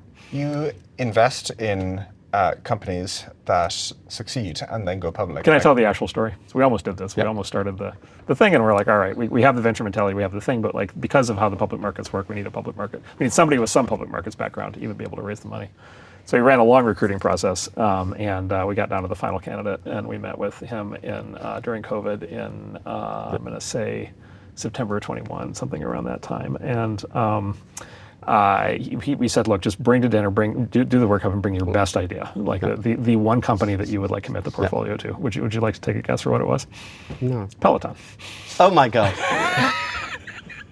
which then proceeded to fall 99.9%. So you missed bullet. Right, and by the way, at the time, Peloton, and you remember that we used to talk about this at the time. Remember, Peloton was like, "Oh, this is a permanent, like this isn't just a bike company. This is a movement, right? This is a cult, and this is a brand, and this is immediate." And everybody had their theory, subscriptions, and recurring revenue, and Well, during COVID, where people overestimate the permanence of the behavior changes. Yes, exactly. Well, there was that, but there was also just these hardware companies do that kind of company. Fitness is a trend, fad-driven business historically, and so anyway, it was just like that just felt like a message from God. Go back to public market investing. So you invest in companies that then go off and succeed and go public, like Coinbase or Airbnb or all these sorts of companies. You then, because they're public, you get to distribute the stock, and so you distribute it to all the LPs. They get their shares. You get your shares. Yep. Do you hold the companies? Do you make a decision? Is it formulaic? Is it not formulaic? Are you secretly a public markets investor because you have to make these decisions? Yeah. So to be clear, there's two parts to that. The part each of us as individuals do whatever we do with the stock. Yes, but what do you do? What do I do? I mean, Not in specific case, but I'm basically saying, do you make active decisions, or is it like totally formulaic? Well, let me tell you how we do it as a firm, and then I'll get to the individuals. How we do it as a firm is we try to make it as mechanical as possible. We're trying to get out of the psychology of whatever's happening at that moment. So you try to define a process up front, but you do want to be discriminating, and so we have a magic box formula of things like the quality of are the founders still running the company? The quality of the founders. Are they beating their numbers? What's the growth rate? What's the second derivative? What's the service like in the pub? Exactly. Do they tolerate low performing bartenders? And then we have some schedule against that. There is a theory afoot, and Sequoia is pursuing it, that basically the venture firms and their LPs have left enormous amounts of money on the table by distributing too soon. And that the best strategy over if you backtest over 50 years, the best strategy, at least for the top firms, probably would have been to hold everything in perpetuity. And so Sequoia notably is trying a strategy where they're trying to do more of that. I will tell you, the LPs don't like that. The LPs, the LPs want their shares of money in and out, and they do have a plausible argument that says, look, we're not paying you to manage public money. Yeah. And by the way, they have their own needs, and by the way, they have their own needs now more than ever. They're under real pressure in a lot of cases. And so, if you ask an LP, they will tell you, yeah, we want you to try to shoot the lights out on as long dated a horizon as possible. Having said that, as soon as humanly possible, get us some money, please, right? And so, and where this comes up is, it's just the thing. Well, should we hold it for another 3 years and go for another doubling, or should we, bird in hand on that? Anyway, so we try to run that mechanically. On the individual side, it really varies by the individual, just based on idiosyncratic life circumstances. Off to big company world for a couple of questions. Sure. How much should big companies focus on their competitors? So this is a real double-edged sword. So the easiest thing in the world is to focus on your competitors, right? Because you've got somebody to benchmark against, index against, and it's just been amazing how many other big companies start or stop their VR and AR programs based on whatever Meta's doing at that moment. Like they seem to have outsourced their thinking entirely to Meta, and so there is this dysfunctional version where you're kind of outsourcing your thought to the competitor, and then there's the Peter critique of you're getting into these Girardian kind of spirals. And I think there's something to that. Having said that, I see the other side of that all the time, which is the Andy Grove side, which is only the paranoid survive. And isn't it great if you have an intellectual framework to be able to not think about your competition and because that's a lot more fun. Thinking about if your competition's good, thinking about them is actually really painful. If you have this enlightened point of view that says you don't ever have to think about them, you're letting yourself off the hook. And so I think there's maybe the answer is whatever's most painful, thinking about them or not thinking about them, is best. Well, and this gets to what I've experienced with big companies. What I've experienced with big companies, and by the way, this includes in a lot of cases fast-growing startups. They think a lot about their competitors for the purpose of trying to basically, essentially ultimately copycat what their competitors are. You assume if your competitor is decent, you assume that for whatever it is they do, you assume they must have some analytical reason they're doing it. And so so there's this natural tendency to try to build the analytical case to do the same thing. And so there's an overfocus in that way. Having said that, I can count the number of true competitive teardowns. I don't know, maybe on one hand that I've ever really seen, because again, your pain point. The most painful thing in the world is to talk honestly about somebody who's beating you. Yeah, I always find the Jeff Bezos, we're not competitor focused, we're customer focused, kind of a clever bit of misdirection. Because again, at least at Stripe, we think that our customers are very smart, and so if they're picking something else that is some signal of revealed preference that a well-informed person trying to do the best thing for them said, this is better than Stripe. And so we do a lot of secret shopping. We do a lot of tearing down. We want to understand what's out there. And again, as you say, that shouldn't kind of define the roadmap. You should be able to come up with your own products. Yeah. But if you're not coming at it from an informed place, something is horribly wrong. I think it's some combination of you need to be brutally honest with respect to what your actual issues are. And those actual issues include you're losing for reason XYZ. I mean, in some ways what they're saying is bureaucracies avoid pain. Yes. And so you need to steer them into pain. I would say it slightly differently, which is I have found people willing to tolerate any level of chronic pain in order to avoid acute pain. And so people would much rather lose slowly over 5 years than have the conversation that involves a dramatic change to stop losing. Wow. And I've seen that over and over again. It's almost impossible to get people to do that. The level of aversion is like incredibly high. What founders or companies do you respect? People seem fine just bleeding out. I mean, it's just incredible. I mean, you see it in other areas of, you see it in politics. I don't want to name names, but there are political parties, let's say, in various places around the world where you just look at it and you're just like, I can't believe that you're willing to inflict the strategy on yourself with these results that are clearly not working. Actually, that leads to an and yet they will not revisit their core assumptions. If you look at companies that have died over the last 20 years, they do seem to have these very long sort of operatic deaths. Yes. And they change less than you would think. Yes. Do you think that's because the people that are prescient and see it just exit? Yeah. And so the people, you've sort of got a selection effect in the people that remain, or is it just that it's too socially awkward of a conversation that says we've, most people would rather just put one foot in front of the other. Yeah. Most people don't want to rock the boat. Most people don't want to be the skunk at the garden party. Yeah. Most people don't want to call their own baby ugly. Mm-hmm. Most people don't want to. Most people don't want. They don't want the reputation of being a troublemaker. Yeah. They don't want the. It's like this thing of leaders. It's a very interesting signal you have to decide whether you want to send as a leader, which is do you want people to bring you bad news? Because it's like if all people are doing every day is bringing you bad news. Number one, you're going to slit your own wrists because that fucking sucks. And then number two, you don't want people to just be complainers, right? And so do you want so maybe the more advanced version is only bring me a problem if you're also bringing me the solution. But okay. Now your life as a CEO is better, but what if there really is a problem and they don't have the solution? Because it's beyond them. And it's beyond them, and then they're the one that you're going to give the negative performance review to. So, by the way, the other twist on the big company failing thing, which I think is really underrated, is the big companies that fail. The way the story gets written is they never figured it out, and the easy example of this is always Kodak. For example, they never figured out digital photography. What you often find in the backstory is they actually figured it out and they did it too soon. Because Kodak had actually a very active digital camera program before. Then they got burned, and then once burned, twice shy. Twice shy. Yahoo, by the way, Yahoo had mobile early. Yep. Yahoo was all over mobile between 2002 and 2006. And then they got burned so hard on it that by the time the iPhone appeared, it was too late. Yeah, I think that if you did WAP, you are unlikely to succeed in the post-iPhone world. Yeah, and quite frankly, I think a lot of the tech companies, you mentioned the big tech companies, a lot of the big tech companies, they had TCP, they had internet fully deployed internally, they had TCP/IP products, they actually knew it quite well. They were running it. It just was something that they were very used to that they didn't really think about it in any way. And so, there's the status quo bias thing. So this is a good Even very intelligent sounding reasons as to why it won't work from a recent document and a recent People attempt. are really good. People are really good at the analytical explanation either as to why something won't work or conversely why something is going to work when it's clearly failing. Yeah. No, but again, you just get to sound very convincing where it's that's a great point. We actually tried that 18 months ago. And you did. No man steps in the same river twice. And so. That's a good segue into, you've been on many boards. What makes a good one? Or maybe what makes a bad one? Step one is if it's a successful company.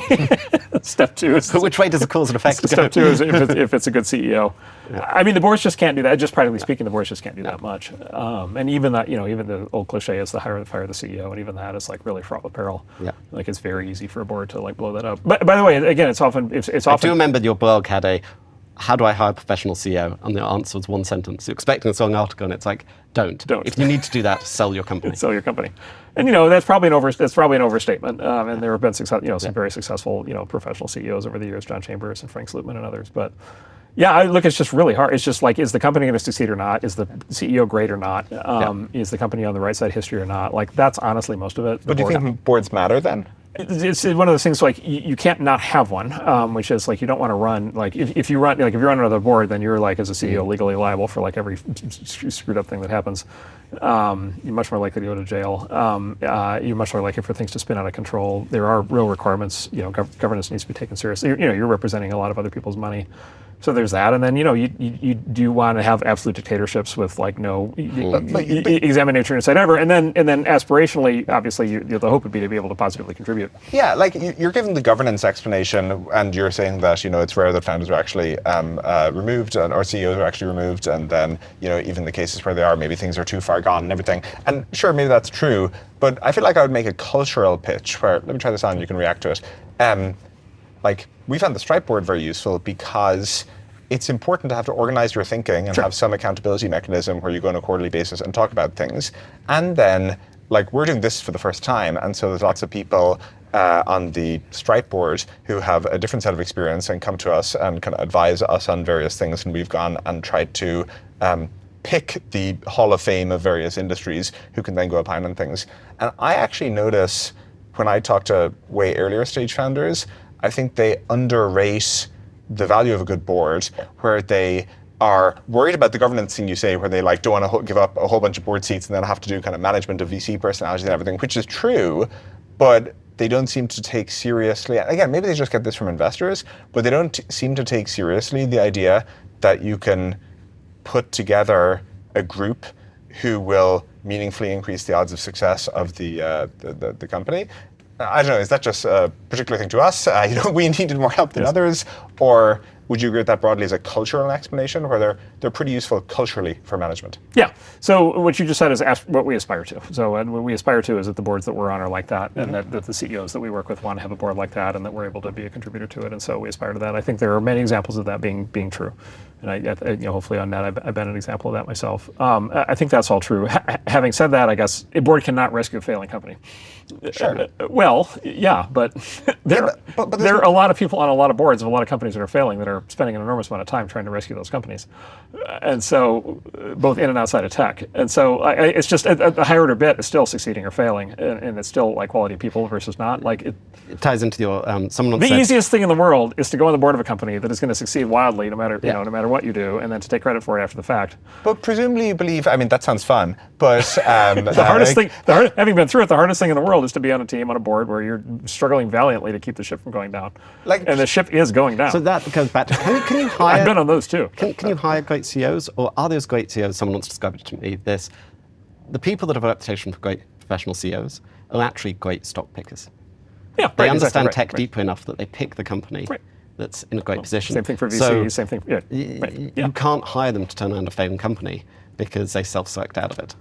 Every once, there's exceptions to everything. Every once in a while you get something. Actually, that is also great, but which is, there's a world full of heuristics in VC, right? Yeah. Single founders, multiple founders. Yeah. But, there's so many exceptions to each rule. One of the things you never back a married couple, then you didn't back Cisco, right? Right, it's the last call, but you just made it. That was the saddest That was pub the service. pint. That was, is that the Irish? Let me get you a cup of coffee. Is that the Irish standard? Does this explain, or are you actually yes? We've all seen the productivity stats. We specialize in economic infrastructure, not in hospitality service. I would just like to note that the result of that entire exercise is one less of my cups on the table.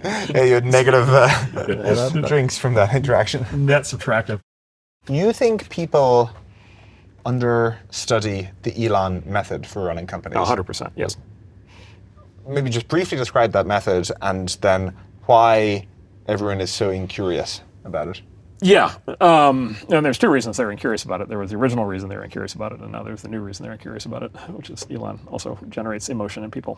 Yeah, so look, you guys know that, so how do you run a company? Well, there's been, 100 years of management books, starting with, Alfred Sloan's book. Yeah. Alfred Sloan built General Motors, and so Alfred Sloan famously wrote a book that people like Andy Grove learned from that basically said, here's how you build a large multinational, multi-product line industrial company. And so there's this system, and it involves, somebody at the top of the company that's sort of overseeing this, machine, and they're getting, they're getting reports and then respond to the reports, and then there's all these rules.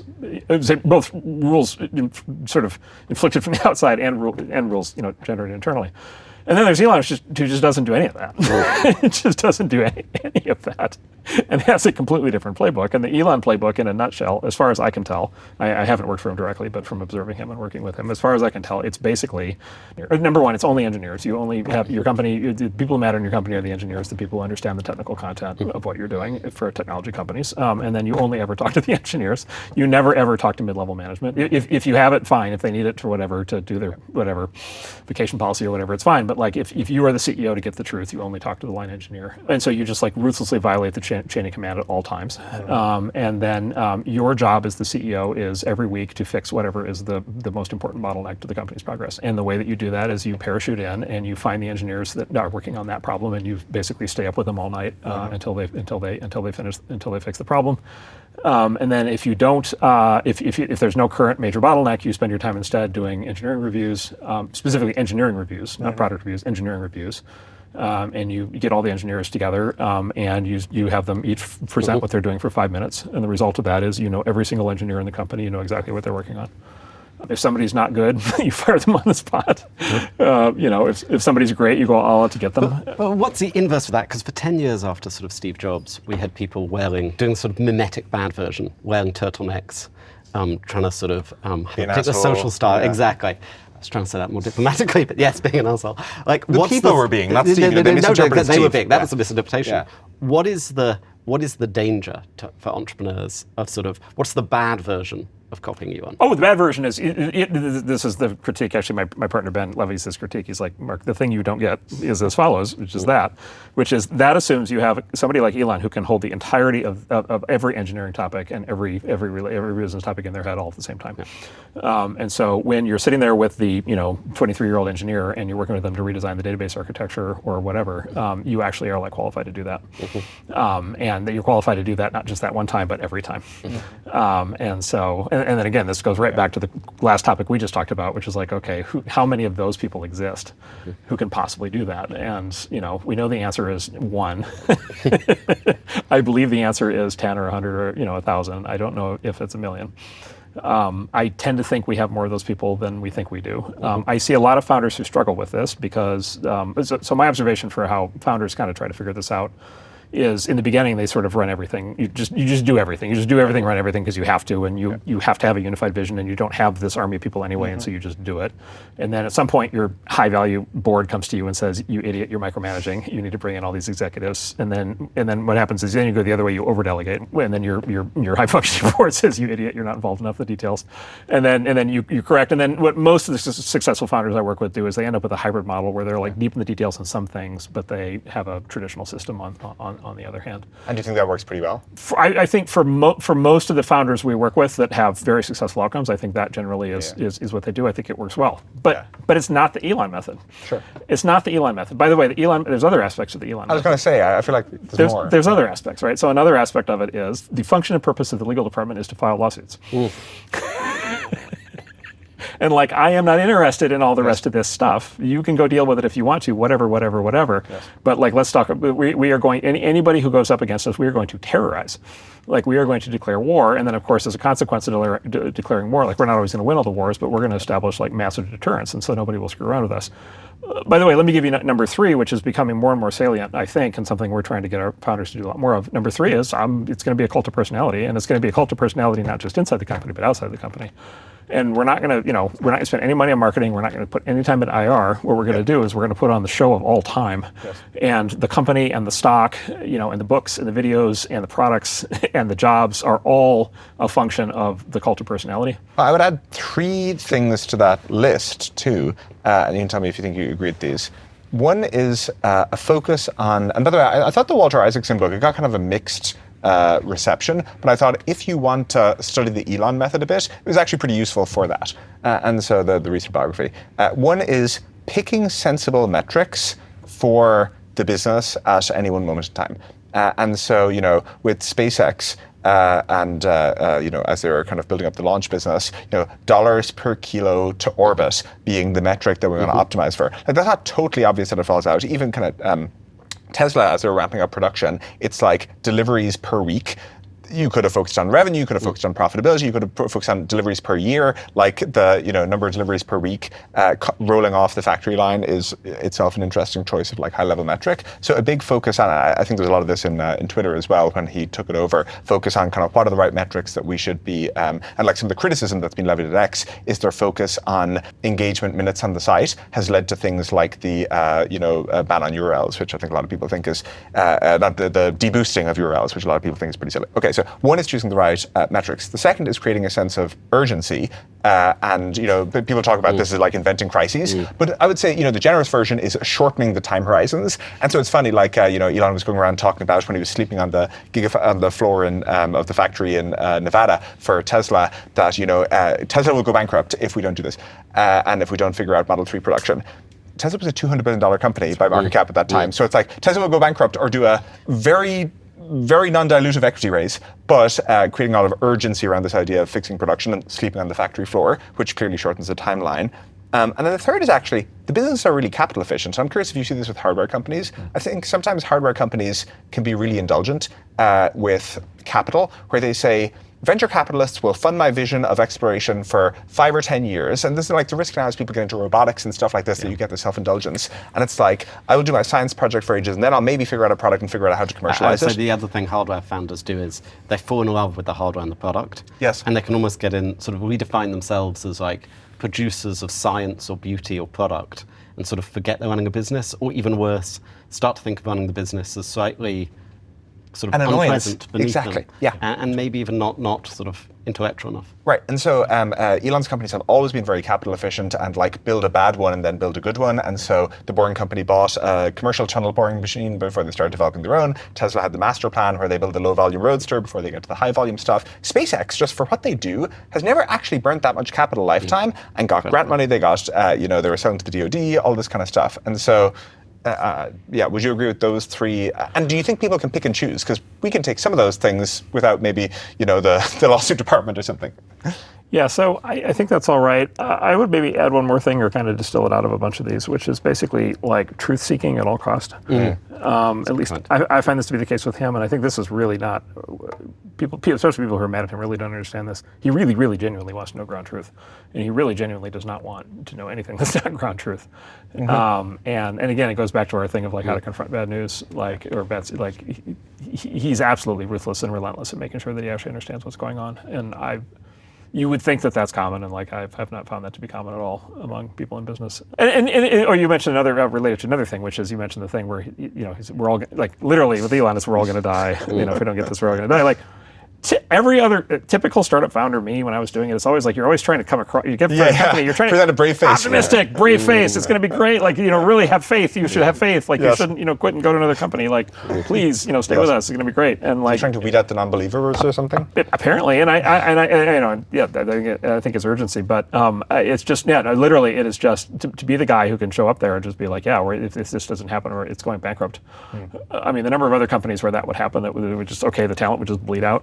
And then maybe I could add one more thing to this, which is he has what you mentioned, Steve. He has what Steve had, which is the people who work for Elon and the people who work for Steve. They often report after the fact that they did the best work of their lives, and they often report that they could have had difficult interactions along the way, or they could have had whatever. Or by the way, maybe it didn't even end well. Yeah. And they were pushed or something. Yeah, but literally they'll say like, wow, like I got to work on the iPhone. There's a lot of very good ex-SpaceX founders. Yeah. Right. And they imbibe a sort of a work ethic that sort of reminds me of, I don't know, Goldman Sachs in the 1990s or something, where they work incredibly hard and they think from first principles and they're truth-seeking. Yeah, that's right. And they're risk-taking, both technically and they're risk-seeking technically and risk-avoiding in business. Yeah. So then my version of your question is, I call this the question of like the milli-Elons. It's like, okay, if Elon is like if a full Elon is 1,000 milli-Elons, right? Right. You can microdose. Yeah, can you microdose, right? So can you operate at the level of 100 milli-Elons or at 10 or at 1, right? A huge number of observers of Elon, swear, it's a classic thing. He gets the classic feedback. Steve used to get this feedback. Lots of people get this feedback. Just, wow, you're great. If you could just only just do 80%, if we could just get the 800 milli-Elon version and you could just not do the other 200 milli-Elons, it's just like, you'd be so much better. And like, literally, like, that's like what I found with these guys is like they've heard that 1,000 times, and it's a completely no up of a statement because there is no for them there's no reduced version. Yeah. And so if there's no reduced version of it for them, like is a normal person gonna be able to construct like an optimally titrated dosage of millieons? And I aspirationally believe that you should be able to learn things and replicate, but it is a system. It's not just a set of like practices. It's an entire worldview. I'm not sure it's a whole system where if you don't have one thing, the whole thing falls apart. I feel like you can. Well, the other part of that though, that would be one. The other way of looking at that though is the person capable of doing the partial version? No, that I believe. You see what I'm saying? Yeah, that I can buy. Like, are there people? Yes. Who can do the 300 millieon version of it? Yes. Maybe. Yeah. I wish I had met more of them by now. And then the other side of that is, why is it understudied? And literally, I think this goes back to the same thing as why do people get mad about cryptocurrency? Is I think it's tribalism. Yeah, it's just there's something about there was always something about him and how he operated that caused people to have an emotional response. And then that is now magnified 1,000x or a million x, and people are just not having it. And and he's got like his hyper fame. It's part of it is he's polarized the market very deliberately. In the same way that I think a lot of great entrepreneurs do, which is people tend to either love him or hate him. They'll either love the products, hate the products. That's very helpful from a business standpoint, recruiting standpoint, because it does create this like cult-like thing. Yeah. The thing you don't want in any market is lack of differentiation. He 100% always has that.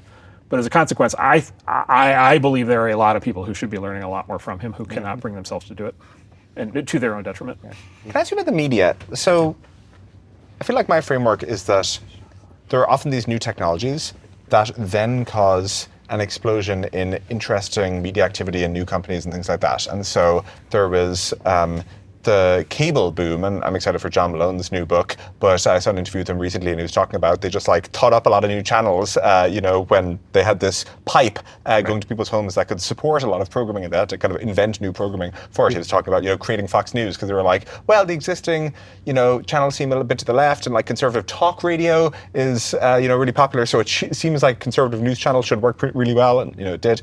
So that was cable. Then the internet came along and kind of famously really worked from media perspective. And in particular, that was the big nail in the coffin for local newspapers, where they were the main distribution outlet to people previously for information, and the internet went over the top.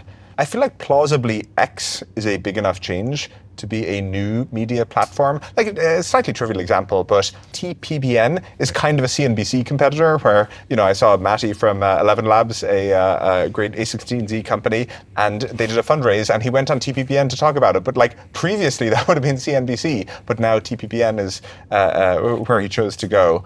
And that's one example. There's lots of others. Is X that big a deal from a media perspective as to be kind of cable, the internet, then X, or am I missing something? I think it is, and maybe the twist I would put on like the TPBN or the cable thing is, one of the things, actually this is also what I'm about to say, a big deal in sports.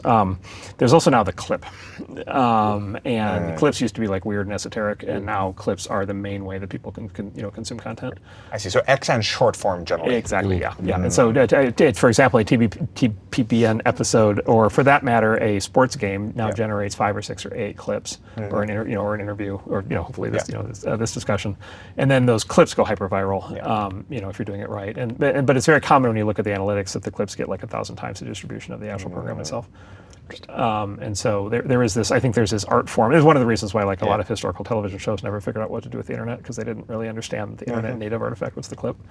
But the new media properties, the new media entrepreneurs, I think, tend to really understand that. And so I think that's true. Having said that, the impact of the internet is still mostly what it's been this whole time, which is a disintermediation, mechanism. It's in the cable era there were only 200 channels or whatever it was. In the internet there's 1 billion. Yeah. So the overwhelming trend is still disintermediation, desegregation. Yeah. And Substack obviously is the other big trend.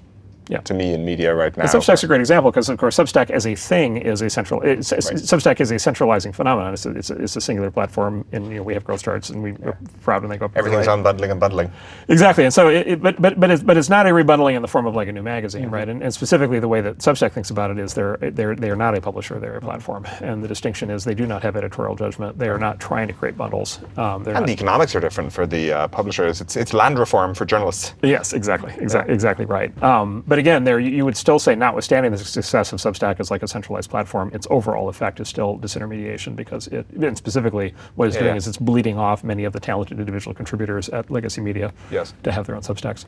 It somehow feels to me like we're not done with the media changes. Yeah. Like, I think that's true for sure, yes. oh, sorry, the media changes wrought by just this latest platform change of X and clips. The fact that, again, TPPN, which I mentioned just because in our corner of the tech world, is from this year, last year. Like it's a very new thing. And we haven't seen all the last changes. Do you have any predictions? For sure, I'd expect to see more of those. I would just say, look, what is the macro thing, the big macro thing happening? And I love what those guys are doing, and I love what Substack's doing. But like the big macro thing, if you just think about the world changing, the big macro thing is TikTok, Instagram, and then short form video on X, and on a handful of other platforms. Like that just swamps. Like that's the macro thing. And so where the future of the macro culture goes. I mean, look, I read Substacks, but like 1,000 or 10,000 or 100,000 times more activity is happening on TikTok, and so the macro culture is going to be shaped, I think, much more by short form video, at least for the foreseeable future. And then as I'm sure is obvious now, but like the role of AI production, is about to really change things. And there also may be the fact that there's a single global feed now, like the fact that there's much less personalization in a way, because so many things go to the top. And in a way, I really actually don't like the number of videos in my X feed these days. Like I'm sure they'd perform in the metrics or something like that.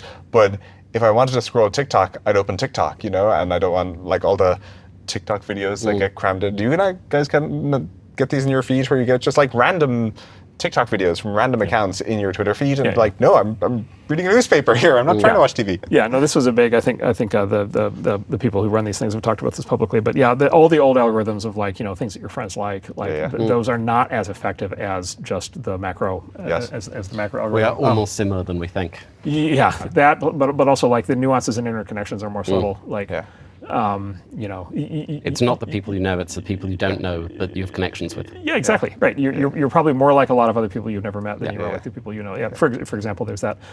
By the way, having said that, I think I think everything we just talked about is very important. I think the biggest thing that's happening is just like I think for the first time we're entering the true era of free speech.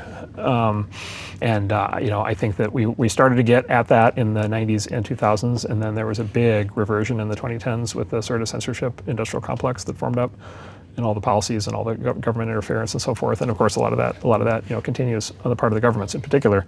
In the U.S. at least, that project has failed, and the platforms themselves are really liberalizing out, and then just the sheer volume and scope and variety of content and the number of ways that people have to get messages out in like all kinds of ways, and the like hyper acceleration of culture where the censors don't even know what to ban because they don't even know what half the stuff means. We probably are living in the only true mass era of free speech in human history, and you're seeing things now.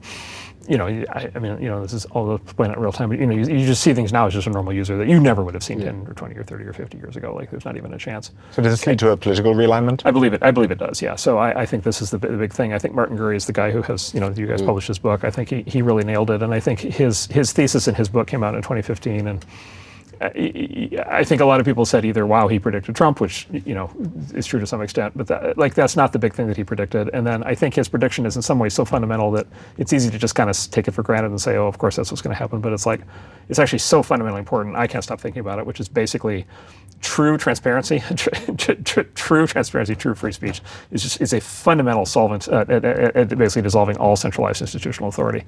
And the reason for that is centralized institutional authority is never perfect, and it often has problems, and in fact it often has very deep and severe problems, as we were just discussing. And the kind of show that a government agency or a big company could put on to claim that they're better than they are, that would have worked under centralized media, just simply collapses under conditions of true free peer-to-peer communication. Like there are just too many examples of too many things that go wrong for any institution for them to retain their credibility.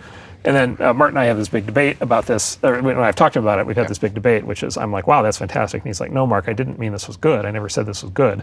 He said to me the following. He said, look, it is true that every major institution is much, much more broken than they have been putting on. He said, however, it is also true that we do not know how to run a society without large centralized institutions. And so he said, those of you like me who cheerlead the collapse of centralized institutions have not yet come up with an answer for what exists on the other side. But anyway, point being, like, I think now we're really going to go through that. Like, now we're really going to find out. The business version of this is you used to be able to push a bad product to a strong channel with strong marketing and sales. You just can't do that anymore. Like, the product quality will out. And, you know, it's deterministic. Yeah, that's right. And by the way, you get this phenomenon. You see this all over the place. And you see this in Gallup does this great poll of trust trust in institutions, and the numbers are just all cratering. And the cratering is the declines are accelerating. You also see, and again, not to pick on specifics, but you also see this in these political parties, and you have a lot of this, happening in Europe right now, where these parties come in and they have like whatever 60% approval or whatever, and then like 6 months later they have like 15% approval. It's like what the hell, right? Or I'll give you an American example. Eric Adams in New York, as the incumbent, has 9% approval rate, and it's just like how can you possibly have a system in which the ruler has a 9% approval rating? Well, it's like, well, how did that happen? Well, it's all too transparent. Like, everything that's going wrong is too transparent. It can't be finessed. The extreme version of this, for good or ill, is that the centralized state is an outcome of centralized media. Right. The nation state is downstream from the newspaper. Right. Yeah, that's right. Right, exactly right. And so, yeah, you don't have a. You can't hold it together. Another of my counter arguments to Martin was. Basically, like, if you look at what the media landscape was like in like colonial America, it was actually much more like what it's like now than it was in like 1950.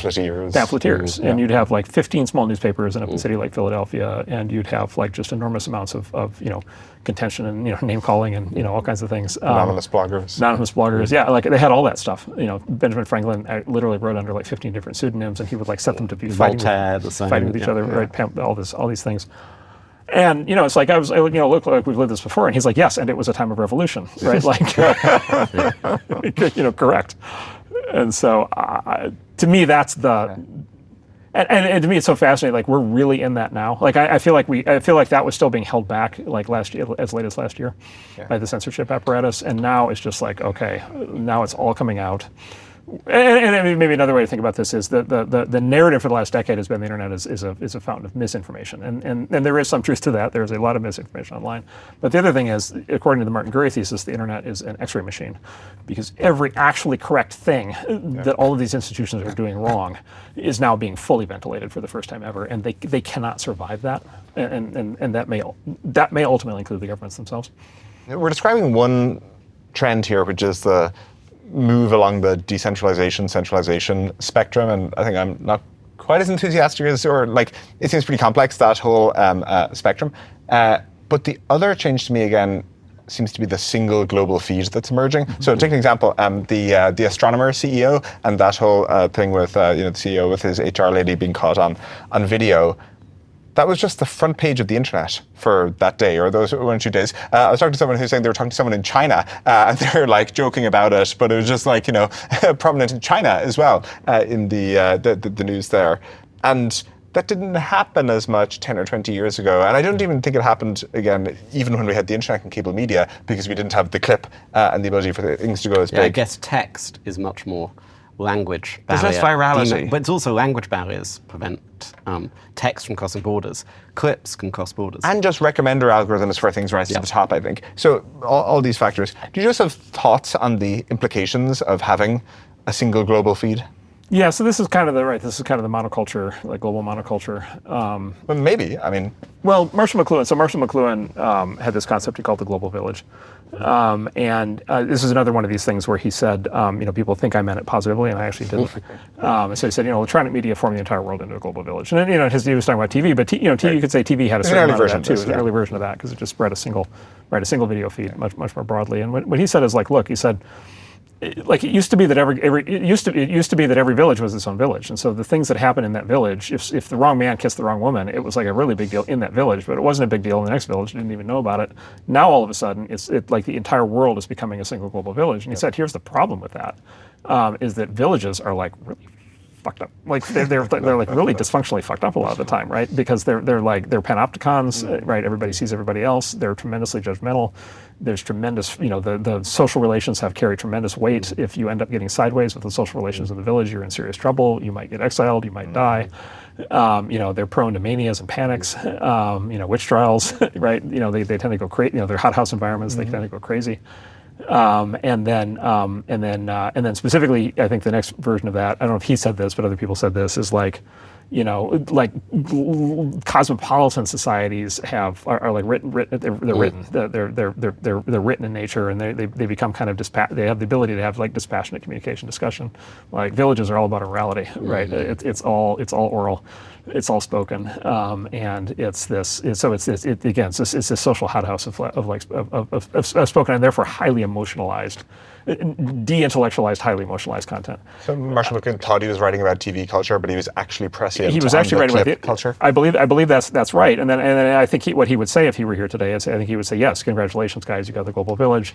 He would say, the Bible has the parable of the Tower of Babel being a disaster, for a very specific reason. If you centralize everybody into a single giant village, you're going to have all the dysfunctionality. You're going to have the crazed panics and freakouts of a village basically happening all the time, which is kind of which is in fact what we see. I think our friend Tyler Cohen, at this point, thinks this is all very bad. McLuhan definitely thought it was bad. On the other hand, I don't know, I grew up in a small town. It wasn't that great, it's like a disconnected small town wasn't that great either. Is it really better to live in a world where there's only a few places where there's access to advanced thinking and cosmopolitanism, or is it actually the fact that everybody on the planet can now be a full part of society and culture? I feel like there's a Marc Andreessen worldview that you've talked about enough that it's now kind of a thing that exists beyond you. That's maybe just being dispositionally optimistic on technology generally, and refusing to brook any false nostalgia about the past. I was there in rural small town Wisconsin. It wasn't good, Right. Yeah, exactly. Yes, exactly. That's right. I agree. Great. Thank you guys. To Cheeky Pints. Exactly. There you go.